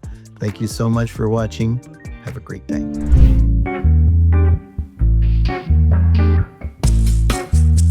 Hey everybody, it is your hourly flipper, Troy, and I hope you're having a great weekend. I am coming off of two great things. The first is I had some great back-to-back estate sales.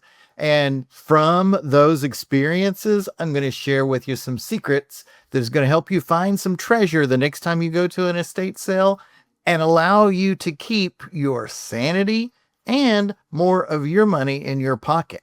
I'm also going to talk about maybe the best 15 minutes of thrifting at my local Goodwill that I've had ever.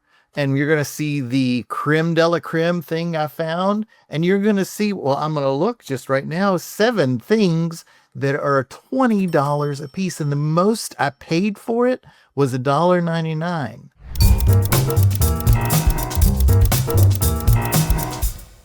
All right. Estate sale tips, and there's going to be about 4 or 5, but I've got a joke for you. First, recently we bought a toaster at an estate sale, and it worked because it burnt the toast, but it burnt the cabinets above it too. It caught on fire. So make sure your electronics work well before you actually bring them into your home. All right.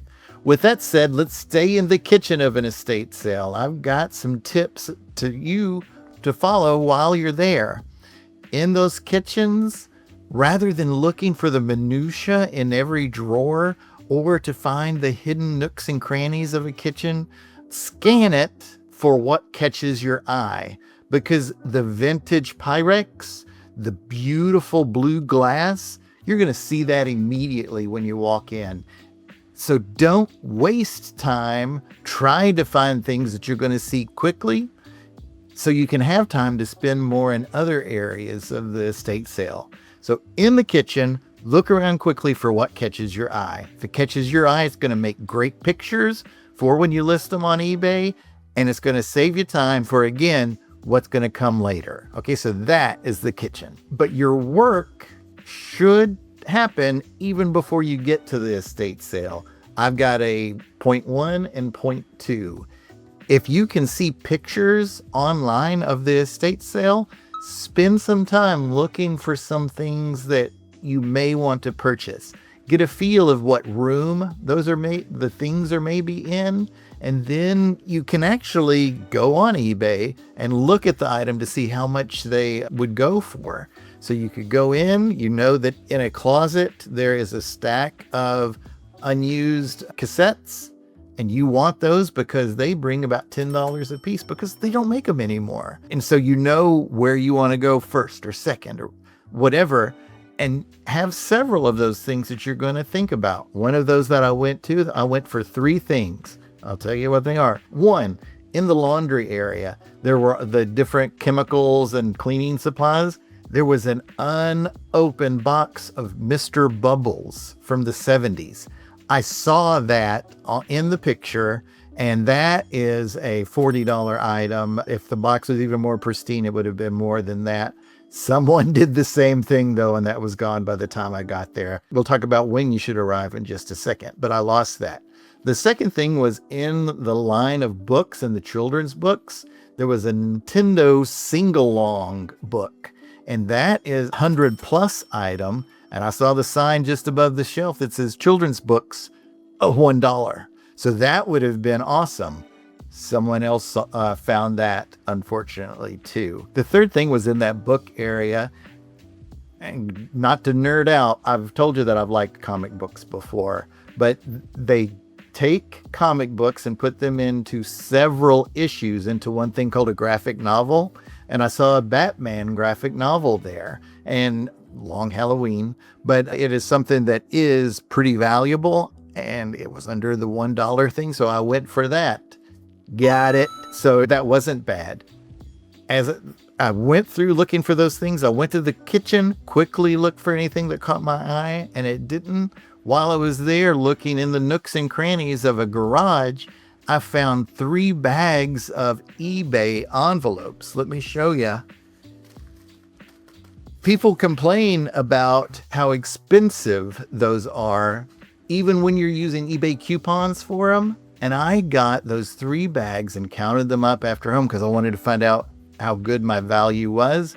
And I paid 7 cents a piece for about 300 of those envelopes. So that was great. And that was after I went through and found everything that I thought I could see at that estate sale. So that was awesome. All right. So the second part of when to arrive has to actually do with, you don't want to be the person that is there at 5 o'clock in the morning and you have to kill 3 or 4 hours just to make sure that you're first or second in line. Inversely, you don't want to go after the first rush has happened where you're going to miss all the big things like I did. In that story, I was an hour and a half after it began because I had to do some work things before I could go to lunch. I went at 11:30. It opened at 10, and I missed those 2 great things. But if you can get there half an hour to 15 minutes before it starts, you're going to not be the first in line or the second, but you'll be towards the front. You're going to get there before the people that read it and say, oh, it opens at 10, I'll be there at 10, for instance. Okay. And that sweet spot is almost like being at the front of the line, because those 8 people that are in front of you, they're probably going to go the same way, or they're going to go for something specific. And when you walk in, it's like you'll be the first person through, going to the things that you have been looking for. So if you're in the first 10 or so people, you're going to find some things that those first people rushed past and before it gets crowded. So that is the sweet spot. That's the sweet value of your time and the craziness, because it gets crazy. You know that. So look at pictures if you can before you go, and arrive 15 minutes to a half an hour beforehand. Here's a bonus pro tip. Wear comfortable shoes when you're at these sales, because you're going to be on your feet for a while and you're going to be walking, especially if you go to sale to sale to sale like we did today. So make sure you've got comfortable shoes on rather than trying to break in a new pair of tennis shoes. Dress for comfort. You're not trying to impress anyone. So I talked to you about the kitchen, about how to just scan. If they catch your eye, that's a room where just get the things that really catch your eye, because they'll take the best pictures. I'm going to go through other rooms of the house with some tips kind of along the same vein. Okay. If you're in a bedroom, there's a few things to look for. One, check and see what they've staged that are on the nightstands, and then just be aware where your vintage clothes are. That could be in a closet, okay? If that is, scan your closet for purses and vintage clothes, okay? I also like to look for hats and caps, because if it is in a nicer home, chances are they probably golf. And if chances are they'll probably golf, they get hats at where they play. And you may find the creme de la creme of golfing hats, anything that has to do with the Masters. And that would be in the finer homes closets. But you're also in there looking for vintage clothes. And then after you've looked for those big things, look for the smalls. In that bathroom, I always say, look and see if there are vintage soaps that they don't make anymore. You'll know it because the care and attention is there a little bit more. Or also you see logos that are of soaps now that don't look familiar. Those are ones that are out of print as well, and those sell pretty good too. I got one time where I saw a Old Spice shaving cream, and I saw it because it didn't look the way shaving cream does now, and it was a find, and it was just because I was looking for things that looked kind of unusual. And that's what you do in the bathroom and the connected closet off of the bedrooms, okay? When you walk into an office, there is potentially where the most money is going to be for you to sell things on eBay. In there, you're going to look for things like modern or old tech. Old tech is usually, especially after the first day of a sale, drastically reduced because people don't really want it in an estate sale, but they are wanted online. Apple products that are first gen things, that's valuable. Not necessarily the iPhones and the iPods, but the peripherals for those are ones that they don't make anymore, and so people want those. The charging stands that are commonplace now, you can find an Apple-made one of those, you're talking about some money. And also Bose. Bose makes things that's specifically connected to iPhones. Regardless of the generation, get those. And those are things that are cheap as well. Also, when you're there in that office, look for calculators. The TI, Texas Instruments 83 pluses, they're often found.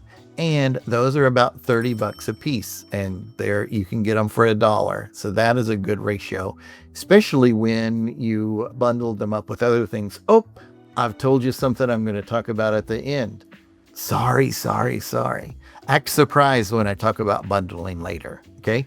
Also in the offices, look for quality looking books.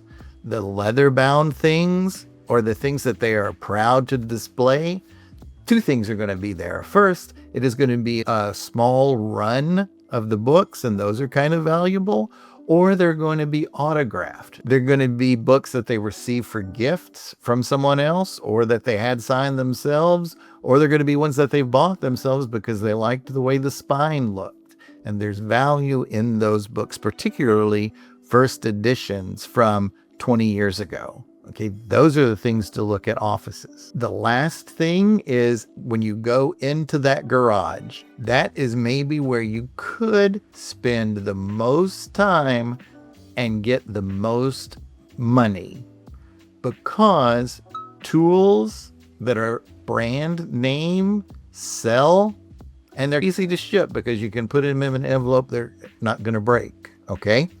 But you'll have to find them. They're usually in piles and buckets and often not looked over because other people are looking for other things that are in the pictures. People don't take detailed pictures of what's in the garage. Went today, and this was an hour before closing, and I found inside a plastic tub of camping gear. And what I mean by camping gear is it was just starting things, paper towel rolls that were stuffed with dryer lint and things like that. Well, I found two separate things. One was a small GPS finder that they used for camping, and another was a small pocket knife, both under that camping stuff. And those two things had survived to almost the end of the second day. So spend time looking in detail in the garage for whatever could be there. Sometimes the garage is a staging area for things that you don't expect. Automotive or motorcycle accessories that are unopened, those sell really well. And shop clothes, which would be your Carhartts and those kinds of things. Make sure that if those are hanging up along the way in your garage, okay? So those are some tips about techniques to use in the different parts of the house. I want to talk to you now about when you're ready to check out, the best ways to get the most for the least amount, okay? You've probably heard this already, but ask a question of someone else about would they take, and then let them speak first. Ask them the question and then let them speak rather than try to fill in anything. Whatever they're going to say is what they think the value is. Sometimes it could be less than what you want to pay, or it could be just a little bit more, and that's where the negotiation begins. But if you go up to them saying, will you take $5 for this? You're at a place where negotiation is only going to hurt you, because you're going to go up from there rather than down from what they're offering. Does that make sense? Ask your question of how much will you, and then be quiet. Okay. The second thing, and I can't stress how fun this is, bundle your things together. When you're in those different rooms and you're bringing things into your own bags that you brought, or bags that you find there and boxes that you find there, you put it on the whole table and you say to them, how much for all of this? One of two things are going to happen. They're going to look and give you a price without even knowing what you got in there because of what they see on top, or they are going to go through spending time to see specifically what is in there. If they know specifically, that price is not going to be as great as when they give you the big ballpark number. But even with the price tags on the individual items, the bundle is going to get you better value because they don't want to take it home. And if you pay less for more, that is a win for you. Okay? The third tactic as far as negotiation is you have that pile of whatever and they give you a price. You may not be comfortable with that price, or you may actually be happy with it. Also have separate from your pile a few smaller things and say, well, do you mind if I put this in here as well? And that is often when I go with a family member, they have a few things that they want, and I say, do you mind if we just throw that in as well? This is from our experience, but more often than not, they say, yeah. Sometimes you have to pay $5 or $6 more dollars for $40 worth of things, but that's all right. Okay, so those are the tips for the estate sales. Now I want us to shift gears because I'm going to show you the 7 best things that I've bought in 15 minutes. All right. I go to Goodwill quite frequently because it's on the way to Kroger. I shop the deals at Kroger, and I go like every day, every other day. And with that, I pull into Goodwill. So I know the new books and I know the good toys that are there and the new games. Okay. So that's just my routine. This was from one visit to the Goodwill. I told you about games. Look for just one. This is an example of a game that I have not heard of before, and I've not heard of the company that makes them. It's not Mattel, it's not Hasbro, but this company is Repose. I don't know what that is, but that game is a $20 game selling on eBay, and you may have seen the price. I paid $1.99 for it. Okay, let me grab a couple of books. But I went back in that book area. I told you about in past videos looking for local history. This person is a local celebrity in the Northwest, Jan Leland, The Missing Piece of Her Heart. She did a book tour around here and she autographed it. And that is a $20 book, some because of the inscription. Here's another local person. They were homeless, and then they made a multi-billion-dollar book. It is from a Christian perspective, simply called LOL. That's a $20 book. Both of those books were 50 cents. So I paid 50 cents for each of those to $20. Okay. Let me show you in the media area a full, complete season of Dawson's Creek. If they are like this in their whole box, the whole season, that's a $20 to $30 thing. And they had it as media for $1.59. That was awesome. This is the most fun thing. This is a tube for ferrets. And I knew that unique pet items sell for well. That's probably a $30 item. And I paid $2 for that because there aren't many ferrets as pets around here. Let me show you the best find. If you're in the book area and they have a box slip for it, check those out. You'll see this in the next two. These are the basic works of Aristotle. It is $1.59, even with the slipcover. And this is a $40 book. 100 if it sells well. What I'll probably do is list it at 140, accept offers, and get something like 90. That's awesome in any book. There was another book. This was a children's Bible. I do look in the religious area. This is $1.59 as well. It's $20, and because it's in such good condition. So that is at least $140 from 15 minutes of work. If this goes for the 90, then it's going to be $210 for 15 minutes of work. Well, 15 minutes, it's going to take me maybe an hour, list all of those, and then when they sell, ship them for another half hour. So we're at $200 for about an hour and 45 minutes of work. That's pretty okay. That's almost $100 an hour, if not more. So that's great. What has been your best find when you've gone to Goodwill or estate sales? Do you have any tips from estate sales that I don't know? Put them down in the comments below. I would love, and I could do an episode of, I just heard this and want to share this tip with you. Okay. I thank you so much for watching. Like and subscribe, do all the things, but tell somebody about the Hourly Flipper. Have a great day.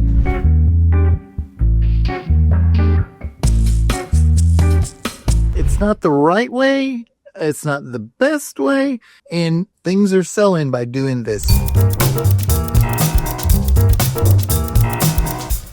Hey friends, this is Troy, your Hourly Flipper. And I've got a little unique one here. I was getting ready to list a couple of books and then a game. And I thought, well, why don't I show how I would do such things? And it's not the right way. It's not the best way. It's the way that I do it for, again, efficiency's sake. It's easy and it's not really reflecting in the results. Things are selling by doing this. So let me show you how I list a book, particularly taking the pictures. I've got two books that I found recently at the Goodwill, Homes for the 21st Century and the Us Journal. Both of them are in like new condition. And I have a Merlin. Do you remember those? So let's look first at the Sherlock Holmes. You're going to see the camera's perspective on how I'm going to take the picture. Okay, this is just a table, a plastic table, nothing special. And I'm getting about that angle right there. So click, that picture has taken. And then I come in to this page with the copyright information. I hold it open like this and go click, that picture is taken. I then pick a random page. Here we go. Don't make people into heroes, John. That's a good story. Now I would take a picture of this and go click. Now what just happened is something interesting. Let's say I take that picture, and after I've taken the picture, I notice that, the Merlin is in the corner. I do go in to eBay and edit that picture so that you just get that. I don't necessarily worry about the cover to zoom it really in. After I've done the random page, I go to the last. And this is usually the way it happens when I'm really making my recordings. Now, that's much better. Last page, I show the page number and what's on it, and click. Then I take a picture of the back. Click.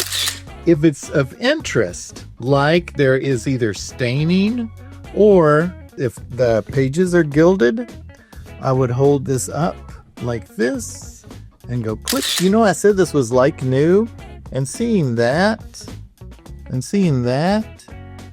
I wouldn't mark it as new, and this would be very good. Okay? And those are the pictures that I would take of this book. I would use the AI description on it, and that would be me listing that book. This one, the same thing. Let's do real time. I'm not going to describe it, and we'll just see how long it goes. The click will actually represent the camera. All right? Click, click, click,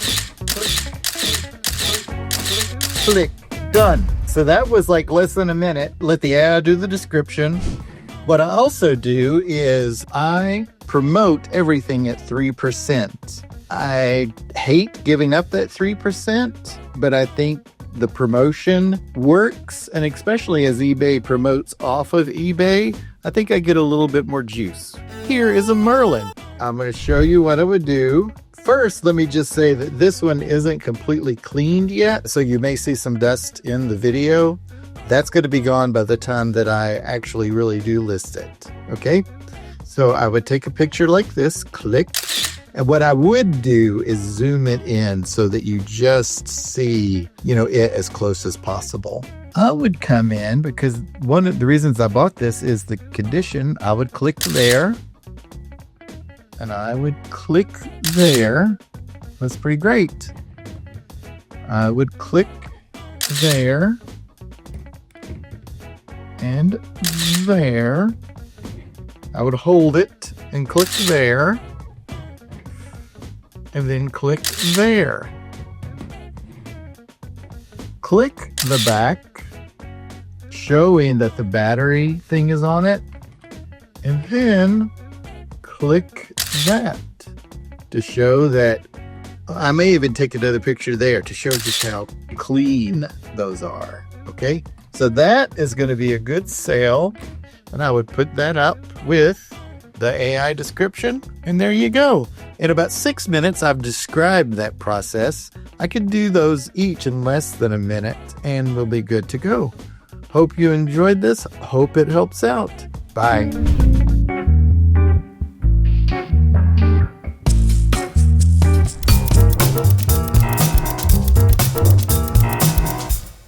All right, people, this is exciting. Welcome to the Hourly Flipper. I'm Troy. Gonna go into my favorite Goodwill bins, but I'm gonna do something different this time. My goal is not to use this phone to look at anything I'm picking up, but I'm gonna record going on the outside walls, which is where the hard goods are, which is where the real money is. And I'm going to just record what I put into the cart. At the end, I'll let you know how much I paid and the amount of time. So it's going to be kind of fun to you get to see my inner workings of what I'm actually going to put in the cart, and I'll estimate how much I'll make from my next 15 minutes or so. So let's go. All right, super fun. We are walking in. There's the outside wall. Everybody seems to be focused on the clothes. That's good for me. I'm going to call in Audible. Look there, they're taking some out, which means they're bringing some new in. I'm going to go in reverse order. Instead of left or right, going right to left. They have the shoes and all of that over here to the right. I may glance in here for anything incredible, but I don't think much is going to catch my eye. See, those are amazing heels. not interested, but it was worth those 5 steps. But we continue. All right. It's getting serious here, folks. There are movies up there, and then mugs down here. I usually don't like mugs, but I look to see if there's anything. I don't know if that sound is coming through, but that is quite irritating. A little bit broken. Now, in another world, that would have been amazing. Is that whole set? That would have been awesome. Let's look at the movies.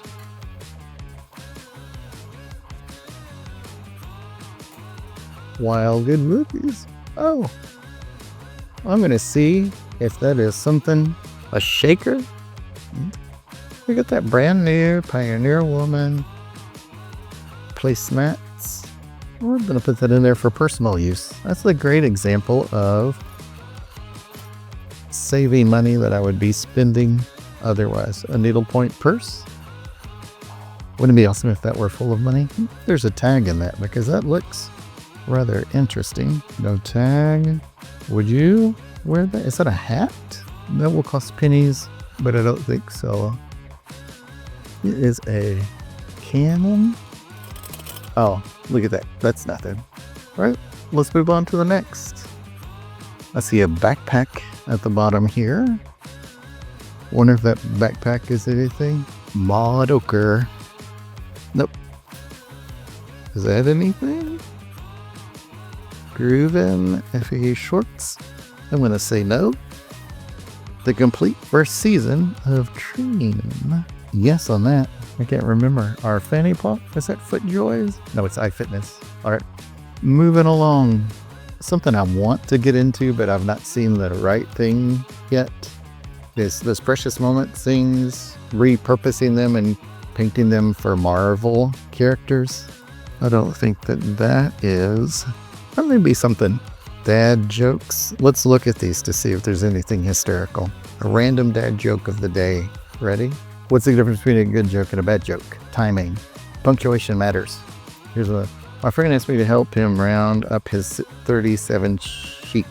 I said 40. Okay, that's pretty funny. I will use that in the future. What's this blue thing? It's a mouse. Don't need one for personal use. I see a handle right there. A Logitech. Oh, it's kind of grody, but that is worth the what, 20 cents? Oh, and look at that. There's some age on that, but not so interested. On K1.5, nothing. And if that were lighter, I would get it. Silence of the Lambs on VHS. New abs, nothing awesome. Tai Chi for arthritis. Pitch Perfect 3, the soundtrack. I'm gonna get that because of the Pitch Perfect following. There was a dinosaur, or half a dinosaur. There's batteries. Chinese for dummies. Moving right along. Glassware. I avoid it like the plague. Now, these are recipe kits. Let's see if there's their name brand recipes. Just that's Italian. I'm gonna pass. Workaholics season 2. I did not know there was a season 1. Is that season 1? Whoa. There is a following. No, season 3. Look at that. That's gonna be next to nothing because it's by weight. And I think that is going to be a value. That may have paid for my gas to get there. What's that? Rockin' robots. What's interesting about most of what I do is I can do it from a distance just the same. So you're gonna see best classic films. Gonna get that. NYPD Blue season 1. Again, when you're paying 20 cents or so, you don't have to sell that for much. And if it doesn't bring money, I feel two ways about those Waterpik flossers and all. I usually don't get them. I've only gotten them once and it's been successful. By successful, I mean sold it for money. See, so I'm back here into this box. Looks to be unopened. What is it? 25 itty bitty envelopes. Look at that. Why has no one got that yet? Why is no one named Bob? Jumped all over that. Up there's where all the new stuff came out, and that's actually where the dishes are usually. So we won't be picking that stuff up. Are these shoes? Those are. Wonder if there's the other shoe for that. I just think that's unique enough to get. Oh, look at that. I'm gonna get a knee brace, a new knee brace. That's worth something. Okay, to be nerdy, there's a certain kind of makeup refrigerator. Half of a check. So that is why you shred, you don't just rip. Dun dun dun. Something I love is over here. So it's not this. I wonder what's it. That looks pretty new, so I'm gonna risk that. Oh, I think those are worth it. This is what I came over here for. Are they CDs or are they movies, and are they worth it? We're gonna do some assessment here. Oh, they're all, no, they're not all burned. We're looking for, again, 80s. Scary Surgery again. All these are modern stuff for Gothica. Okay. Shoot a monkey. What a succulent mug. With the thing on it. So I'm gonna, that looks interesting enough. It is a whole pink set. We got the koozie. Alright. So pink is a thing. I'm gonna take it. But I see, since I'm here, Kingdom recordings. Wonder if all the cassettes are there. If there are, look at that. One is missing. Only one is missing. Because that's kind of heavy. Okay, I'm not gonna record as I go through checkout, but I'll let you know what this grand total is as I leave the store. Okay, that last part was interesting. I was waiting in line and two things happened simultaneously. The first is that the people in front of me, they bought $440 worth of stuff at the Goodwill bins. Two things. One, that was a lot of clothing that they bought, like 4 carts full. But secondly, that allowed me some time to think about what I had in my cart.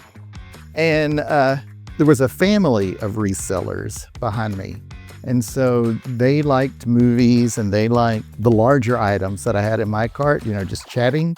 So I just gave them my findings. I kept this because I thought it was cool. The knee brace kept. And then the Monster High and the Victoria's Secret things I kept. And that, I think that the huge Bob contingency of the world is going to flock to my Disney World mug.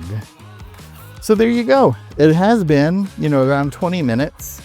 My guess, if I were to sell that at just hunches, you know, because I don't know, I'm probably going to make,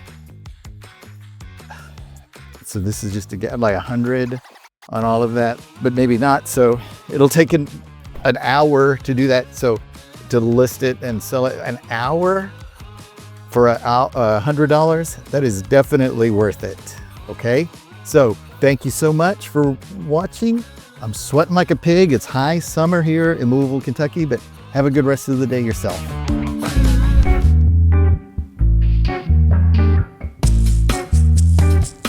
Hello everybody, it's Troy, your hourly flipper. I've got something different I'm going to try today. I am at my Goodwill, of course, but the question always is, how do I start out doing thrifting and flipping on eBay and how to start out? So this exercise, challenge, whatever, is I'm going in with fresh eyes. See those fresh eyes? And I'm going to look at things that would be easy to sell, small to sell, because starting out, you don't have lots of space and you're not as organized as you become later. So my eyes are looking for smalls, for easy flips, and of course I'm going to go back to the books. So stick around as we do this live shop with me.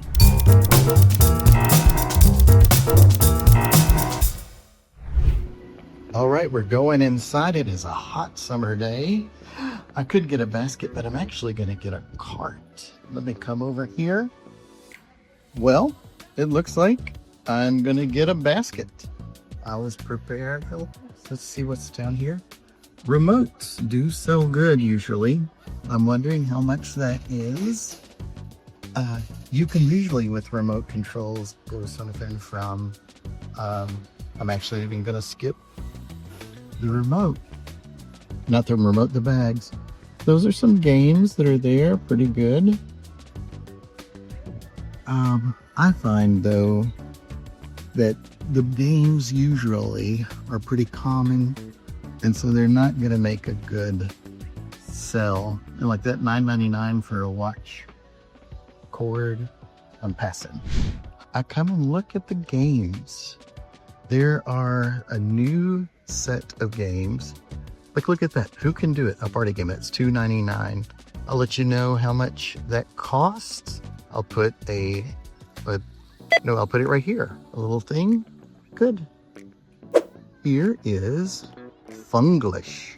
I've never heard of such a game. We'll see that. And then we're moving down. I'll let you, a Space Alert. That's the kind of game that looks awesome. Okay, so I may take that. It's $5. I'll let you know how that is somewhere up here. And this is just at the first place. Oh, what fun. A Ouija that glows in the dark. Games usually are things that move, and they're overlooked a lot from other people.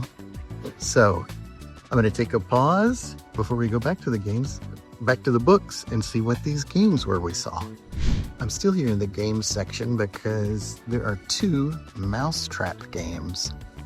There are several stories of people buying these and then breaking out just the parts, you know, those plastic parts, particularly the vintage ones.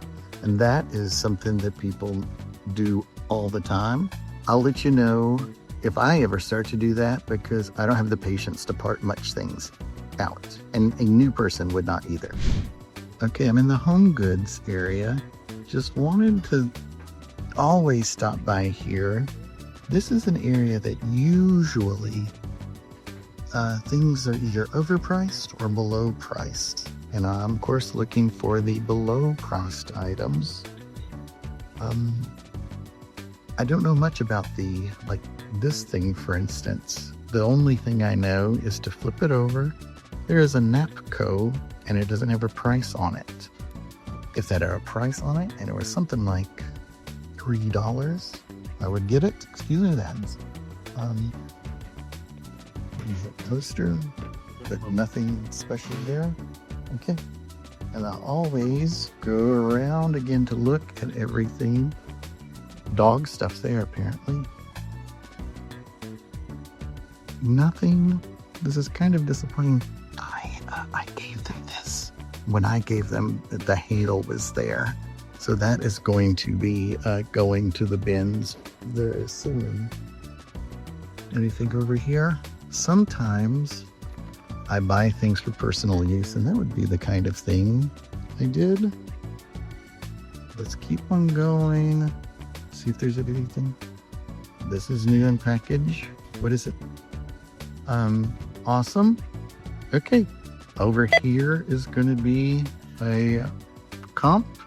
And I'll probably take that. I've just got a sense. I am steps away from my favorite area, the books.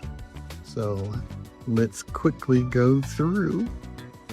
I've got that because I believe I'm going to get it. Let me tell you what I'm looking for as I quickly go through. Of course, I'm looking for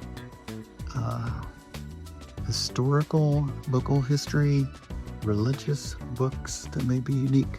Okay, see right here how that is something just different? I want to see what that is. Charleston receipts. What does that mean? Oh, there's ephemera. Oh, so this came straight from someone's. I don't like the condition of that, and so I am going to put it back. Right. Horse heaven. There is a hardback of Angels and Demons. Wonder if it is like a first printing, because you can see that price, $1.50. What do you do? That was real. Okay, so I am going to get that book regardless of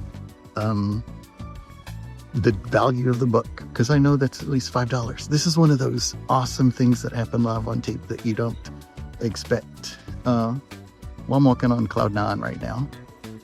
Let me see what this is. Practically Trained Pastors. I'm going to put that there and look and see the value. Here that is again. Value's right there. Okay. Let's see. I'm going to see if that is worth anything.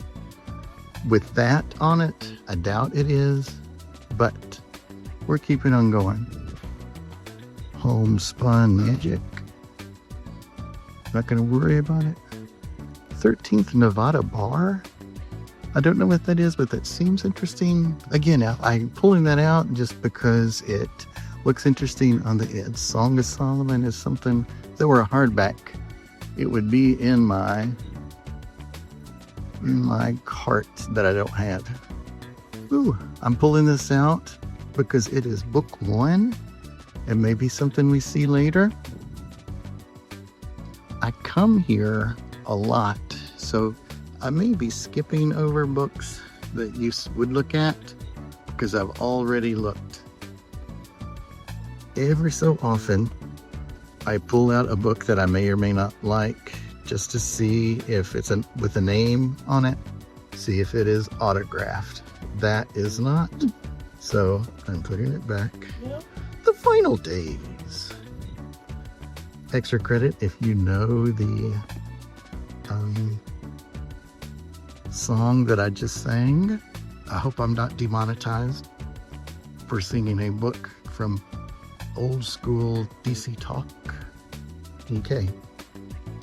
So, House of Frankenstein, that is going to be to check it out. I'm also going to check that. I've sold lots of Sex and the City DVDs, the ones that are on DVDs, but all of them, that's what I'm trying to say, the sets. This is where, to let you know why I do spend time looking here. I saw it's a horror movie on VHS called Basket Case. And they're so unique that I made good deal from that Paula Deen and Friends. Let's see if that is a signatured. It's not. Signatured sign. What are the chances of 2 Marcia Clark books? History's Worst Decisions. That looks like a fun book to try. So you'll see that I am not taking that much time. Some of it is because I know that I'm going to be back very soon. Oh, look, Angels and Demons in paperback. That's why I picked up the first one to begin with and found ethically. What would you do in that scenario? My vote is I want to try that because that's not the end. Wonder if that was something. Oh, in the bad beginning, look, right side by side each other. That looks interesting, even though it's a library book. It's worth checking. Kids' books, I usually think, aren't that awesome. There is a NKJV Bible. Let me see, this pile is ever growing. Where was that Bible? Don't you hate it when you... Okay, there we go. Oh, it's got a name right there. And while it might be a good one, I'm not going to worry with that one. I'm going to take that. Oh, no, that's like... Not even going to waste my time. Okay, so I'm going back to my power find. All right, I have some books here. I'll let you know which ones I'm keeping and which ones I'm putting back. This just in, these books are of no value to me.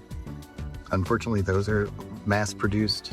This one would have been had it not been a library copy, and that brings the value down enough to not worry about it. There's 2 special mentions. The first is this book, that version of some sort. That is about an $11 book. So if you wanted to start out that way, that would be a good pickup for, again, $1.59. This book, had it been new, it would be something to get, but it is water damaged, and you don't see it when it's that way. here's something that I am getting. Of course, I'm getting that book, Remember Why. This is a book that's a $20 book, and I'm going to get it. I was down here standing, and I saw Nightmare on Drug Street. This is what is that called? Like a public, I'm trying to blank on the words of what, think when you, PSA. It is a PSA video from the 80s. And it was awesome that there's only one of them on eBay right now, and it's $35. So I can price that for $20 and be way cheap compared to the other ones. All right, so there you go. When you do this, always, always, always put the books back the way you found them. And let's go down this road, down this wall. We'll be wrapping up soon. I'm here. This was not just a video about books. So I'm continuing down. There's some headphones that are wired. Not so interesting. Electronics are always a great thing. If you'll check the channel previously, I have been very successful finding items like that. They are therapeutic lights that people don't know. And I'm going to turn this off in just a second and see if that is worth a keeper. So here we are right here. Let's see. Okay, I've been on an emotional roller coaster. I picked up this and said, oh, that's $6. Let me see how much it is. And it is $10 for selling. So that wasn't worth it. That's okay though, because the box was empty.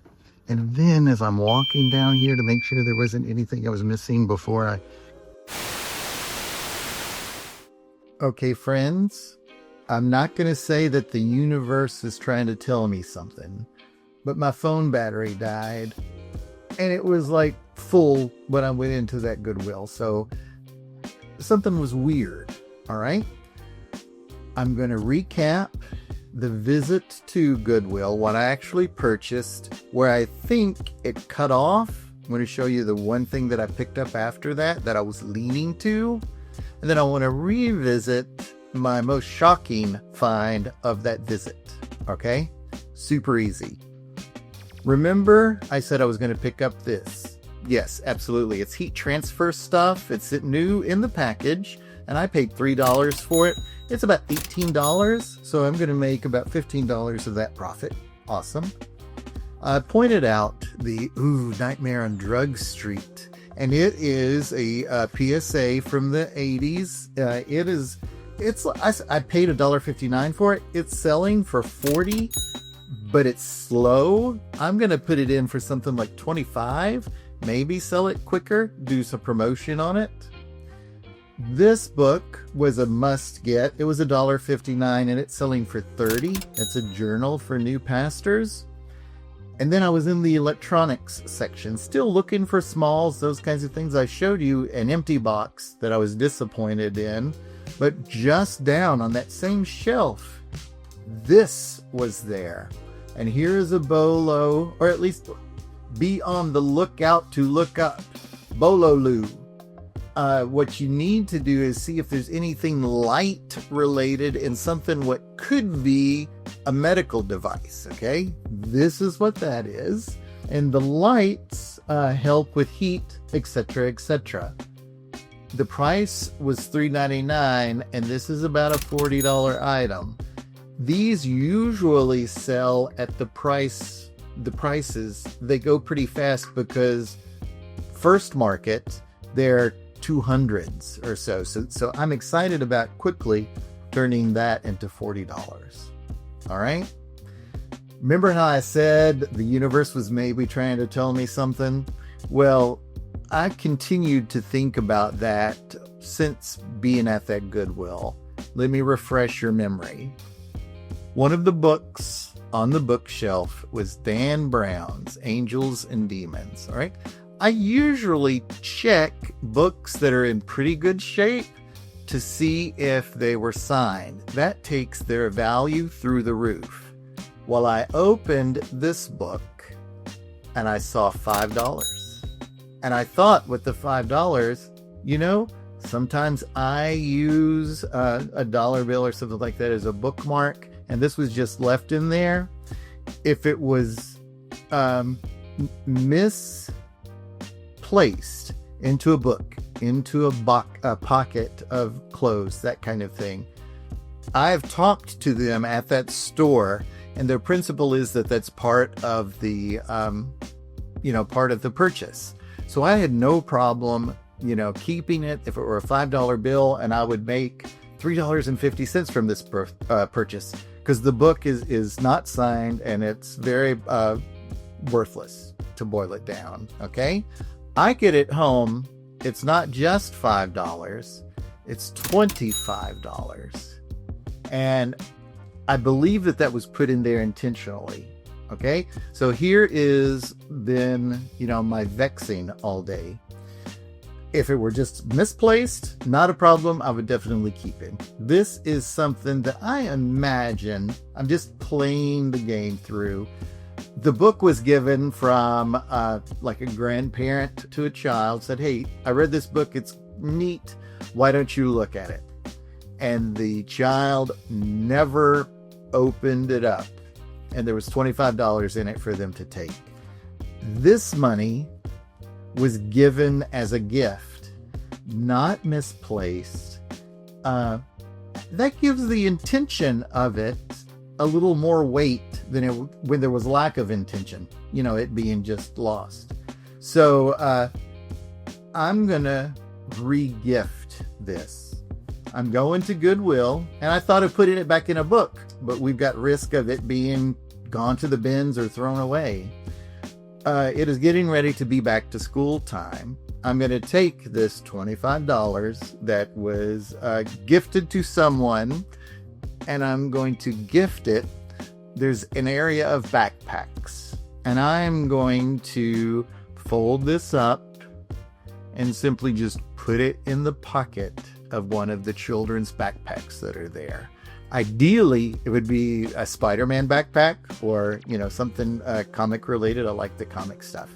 But that will go in there. And if a family is in there to buy, the kids' backpack for school, in it will be $25. And I feel that is the right thing to do, re-gifting, the gift that was not received by the original intent, the intended party. I'm going to say thank you so much for subscribing. Thank you so much for watching here to the end. There's not going to be any audio as I go into the store, back to the backpack, and then discreetly putting this in. And then I'll see you next time. So thanks so much for watching.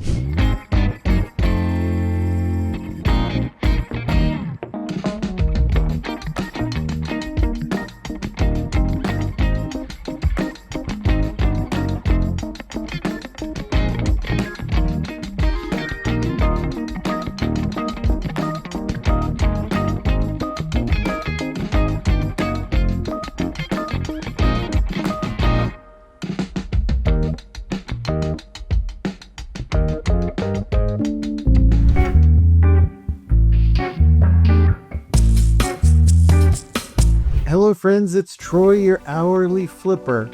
I went to my Goodwill, as I do most days, and something happened for the second time that was so awesome I wanted to share. And I'm sharing it not as a point of bragging or boasting. I'm using this as a teachable moment.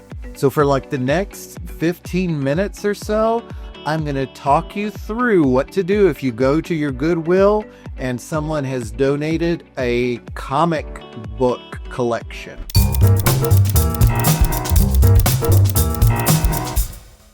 Here's the tip number one. If they are the normal kind of comic books that are at 64 pages or so, and the very paperback front and back like you would get on the comic book stand, what you usually think of comic books, here's my recommendation. You have in your head some covers of comic books already that are the big ones to look for. You have those already.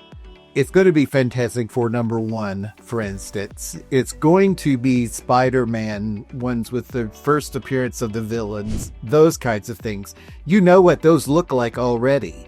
Look for those and let all the rest slide. Because here are two concerns about comic books that aren't talked about that much. The first is people that collect comic books are really particular about their comic books. And when they get them, they may give you a negative review because of the way that you packed them. And 2, they may circle back quickly saying, this is not the condition that you told, and there are things that weren't shown in the picture that actually make it less valuable than what you said. So there's lots of headaches with the comic books. Sometimes, though, as you're going and picking or, going to your Goodwill, you do find those covers are in your head. You find those, and those are worth the headache because those are in the hundreds of dollars and the thousands of dollars. Those are incredibly rare, but those do happen. Okay? Where I'm going to be spending most of my time in a comic book collector's collection that's been donated to Goodwill has to do with the graphic novels, all right? And the other supporting publications that they probably subscribe to. So you're going to get all of the advice of me doing this twice. Advice twice. And it's proven true in both of these. So sit back, relax, and enjoy the show. Step number 1. There are certain particular people that are comic artists that people follow. A. And B, in those graphic novels that you're going to pick, make sure to seriously look at the ones that are hardcover. All right? Here is Jamie Hernandez, okay? If you know comics, you know his series Love and Rockets, okay? And that is the name associated with that. Well, this is the hardback, and this is the graphic and text story of his life, okay? It's interesting, all right? And also, there is a flavor for it. I paid $1.59 for this book, and it is a $40 book, okay? But wait, there's more. Remember how I said Love and Rockets is his intellectual property? That's what people say. There were some more. This one you'll see is not a hardback, but it is specifically Love and Rockets sketchbook. It's something that people are interested in, not as much as the things you'll be seeing just in a second, but this one is about a $20 book. I paid $1.59. Okay, so if you see Love and Rockets in a comic collection, explore them if they're worth it to you. But here are 2 great things that I found. These are 2 separate versions of hardback Love and Rockets, and you can't see the emboss there that's in this. This is high quality stuff, and it is all of their comics put into one edition on this title, Locus 2. All right, that is listed right now for $74, and I am the cheapest one. The rests are in about $85, whatever. I want to get these out so I can go buy some more. This is the first one. It is, again, $74 listed there, with the other ones $85 or so. So that's awesome. I paid $1.59 for them. Okay? So, and what's further is there is a barcode on the inside of the back cover. If you see a comic graphic novel and they don't have something because they love this space so much, look on the inside right there, and that's where the UPC cover is going to be. I really think I saved you a heck of a lot of money and time telling you about that UPC placement. All right? You're welcome. All right. I'm going to talk about in 2 separate times the affiliate or the associated publications that comic book people usually collect. Okay. One, there's an incredible subculture of the zine cultures, and that's short for magazine. but it is really indie publishers that have a specific title, and they really make a paper version of it. So imagine, okay, probably a big one that lots of people know, like The Village Voice is a newspaper that's heard around the world, but it is about Greenwich Village in New York, okay? They do their movie reviews and things like that, but that is their focus. Zines are like that in a smaller scale, all right? This is a book on how to make zines. So it feeds this popular subculture, and it's kind of connected to comic books. He had this. This is a $20 book. I paid $1.59. When I walked in and looked at the bookshelf, this was the first thing that I saw, and I thought, that is pretty obscure, pretty neat. And that's when I started looking in more detail on the shelves. This is a box set of William Shakespeare's Star Wars, okay? And I will read the titles because this is so hysterical, okay? The first book is just simply William Shakespeare's Star Wars. The second one is William Shakespeare, The Empire Striketh Back. Last one is William Shakespeare's The Jedi Doth Return. It is in a slipcover that looks awesome. Each of the books are hardback books. It even has, and this is what's exciting, a poster with it that was still there, okay? If I bought these books individually, they would have been $1.59, okay? For some reason, in the box set, I paid $3.59, and this is listed right now for $45. So that is an example of this fringe type of publications that may be there from a comic collector. Does that make sense? They're not comics, but they're comic adjacent, and that'll make even more sense when I show you something in just a little bit. I spoke about graphic novels, and that was the term that I used before, and it is really either a comic that's tells a story that's thicker in nature. It takes up more pages. And so rather than the normal, simply just a soft paperback of a usual comic book and breaking it up, it is in a larger format. I'll show you just in a second. Inversely, it is a collection of those smaller comics in one publication. Those are two graphic novels. It's really hit or miss whether they're of value or not.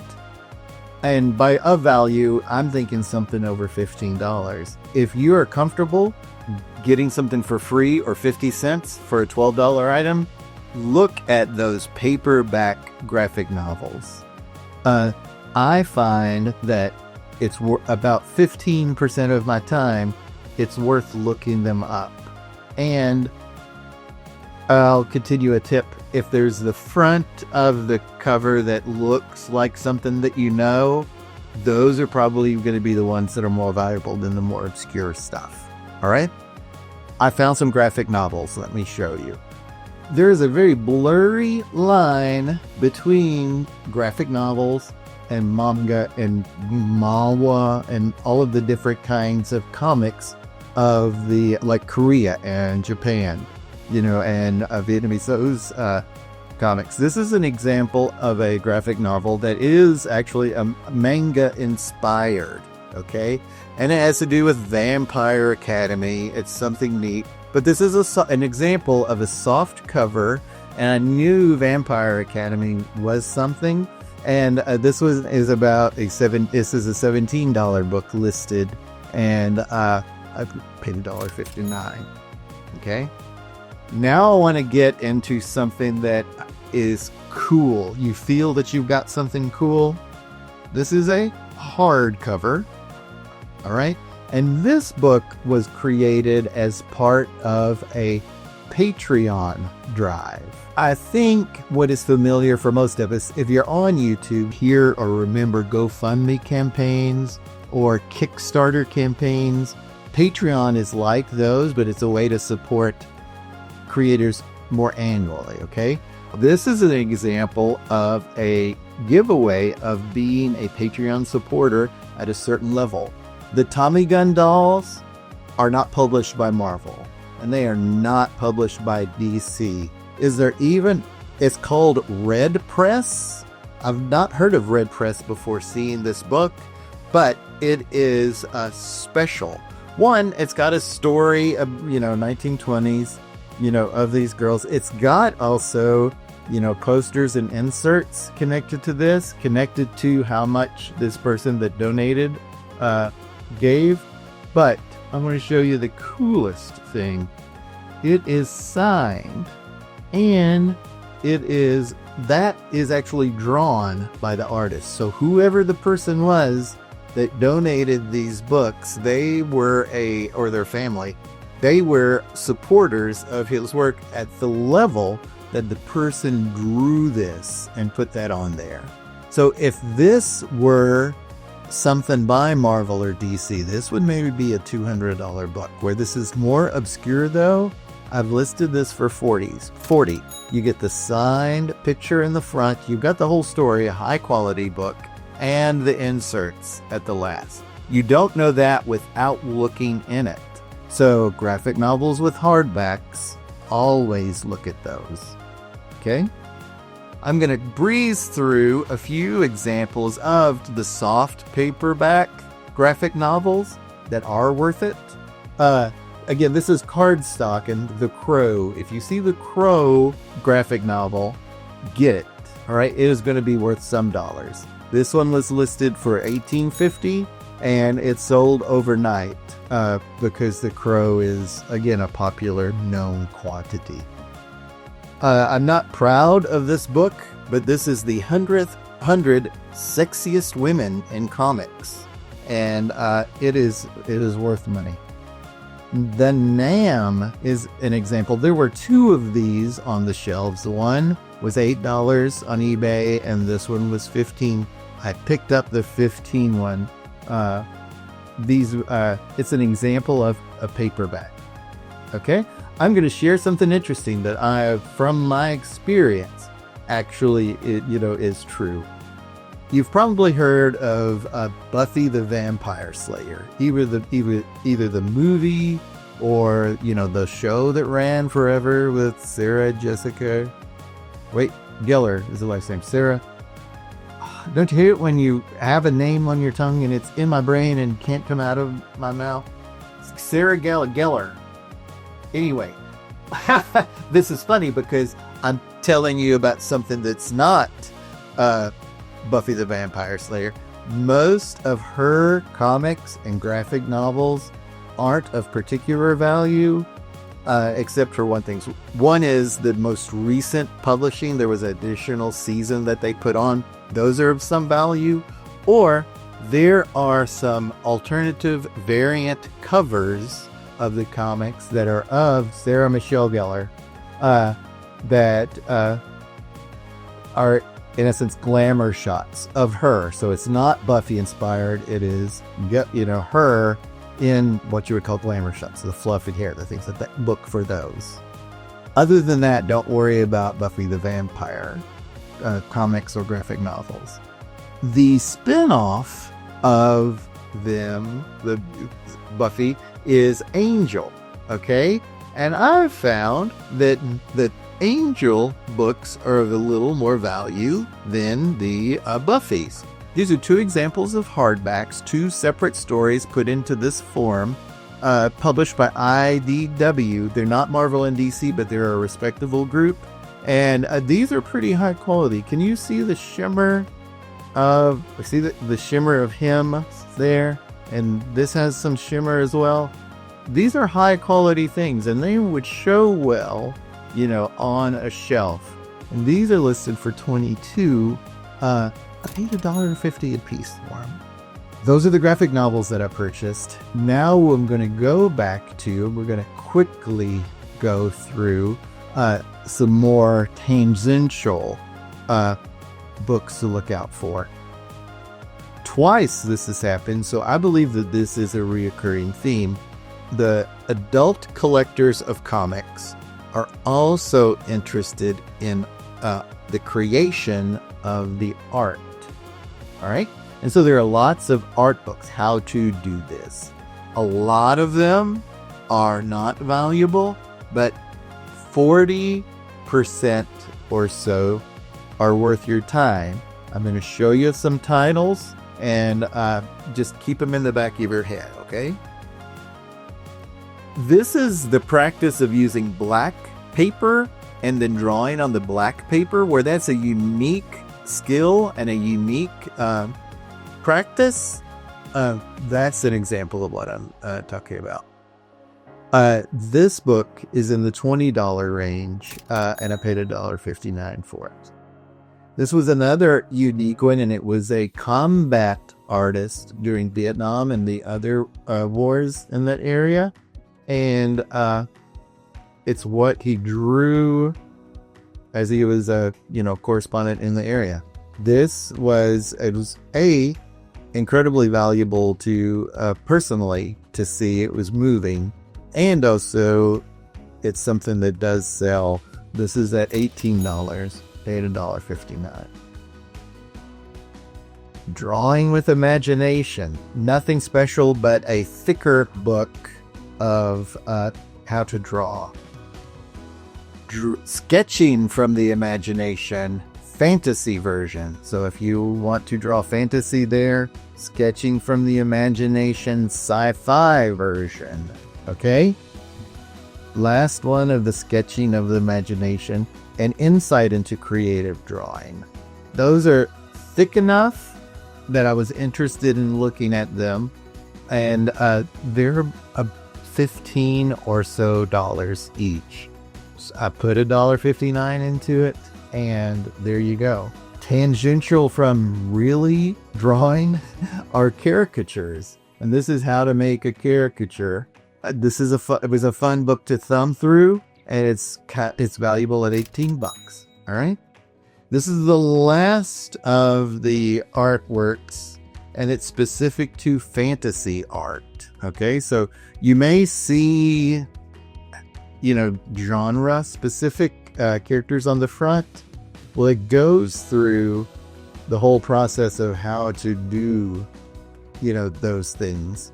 And it's got an interesting cover. This one's $18. I paid $1.59. So you can see how I'm 10xing-ish my money on all of those. That's very worth it. All right. This was interesting. Okay. And this is the last thing that I'm going to show because it's awesome. Again, I paid $1.59 for it. It was along the shelf with those graphic novels, and it was Fountain Pens of the World. Wouldn't you see this and assume it wasn't interesting at all because it has to do with fountain pens? I thought that until I scanned the barcode. It was listed on there for anywhere from $99 to $240 for this book. And I wondered why. Apparently there's a large group of people that are interested in fountain pens, and this is their Innocence Bible. And it's a sacred text because it is written by Andreas Lambrou. This one is signed. And if you flip over here, this one is numbered and signed again. Out of 1,000 of these made, this is number 207. I wouldn't have given this one the time of day if it wasn't with those books. And, pins, art, it was worth it. I don't know how they were connected. I'm so glad that I looked at that because that too sold overnight for $94. I paid $1.59 for it. Okay. I want to recap why I think books are a unique opportunity, and then also recap in a nutshell the comics and how to work through the comics at the 10,000 point view. Books are a volume game for Goodwill, and the person that is the pricer does not have the opportunity to scan each item. So the comic books and things like that, they may have scanned, with a random selection, the 60% that showed nothing special. And they said, well, I'm going to put $1.59 on all of these. All right. That's their game. Okay. They do price up price up books that they know are valuable. William Shakespeare, Star Wars, that was priced more because it looked to be of value. And that's completely fine. Sometimes they're worth it. Sometimes for reselling, they're not. They know what it is. So that is why it feels okay to pay $1.59 for the books, because they're selling them for that price because of the way that they're pricing. It's no different than buying a pallet and finding amazing things in a pallet from Amazon, which is their returns, and you bought it for pennies on the dollar. Same thing. So we're not getting one over on them. It's just their business model. The second thing connects to, if you see comics, and a lot of comics, affiliated materials, hardback books are the things to look for first.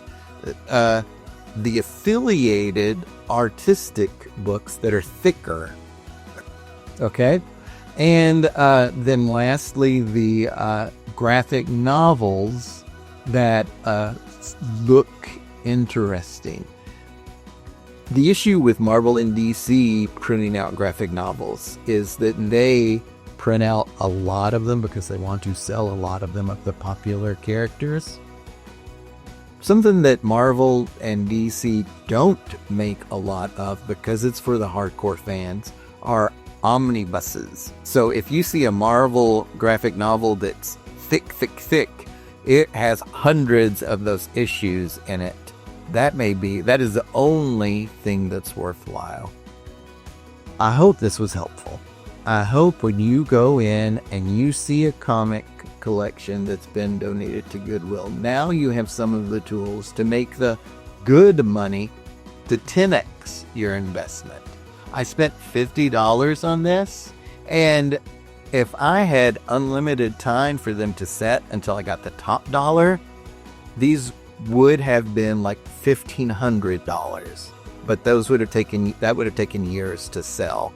I'm selling some of these overnight in the same week that I've listed, and it looks like I'm going to make about $500 to $700 on what you just saw.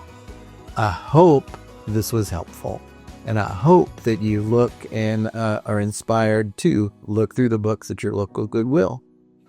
If you have any questions, comment down below. I encourage you to let me know if you like this kind of thing, or do you like the I Go Shop With Me videos best.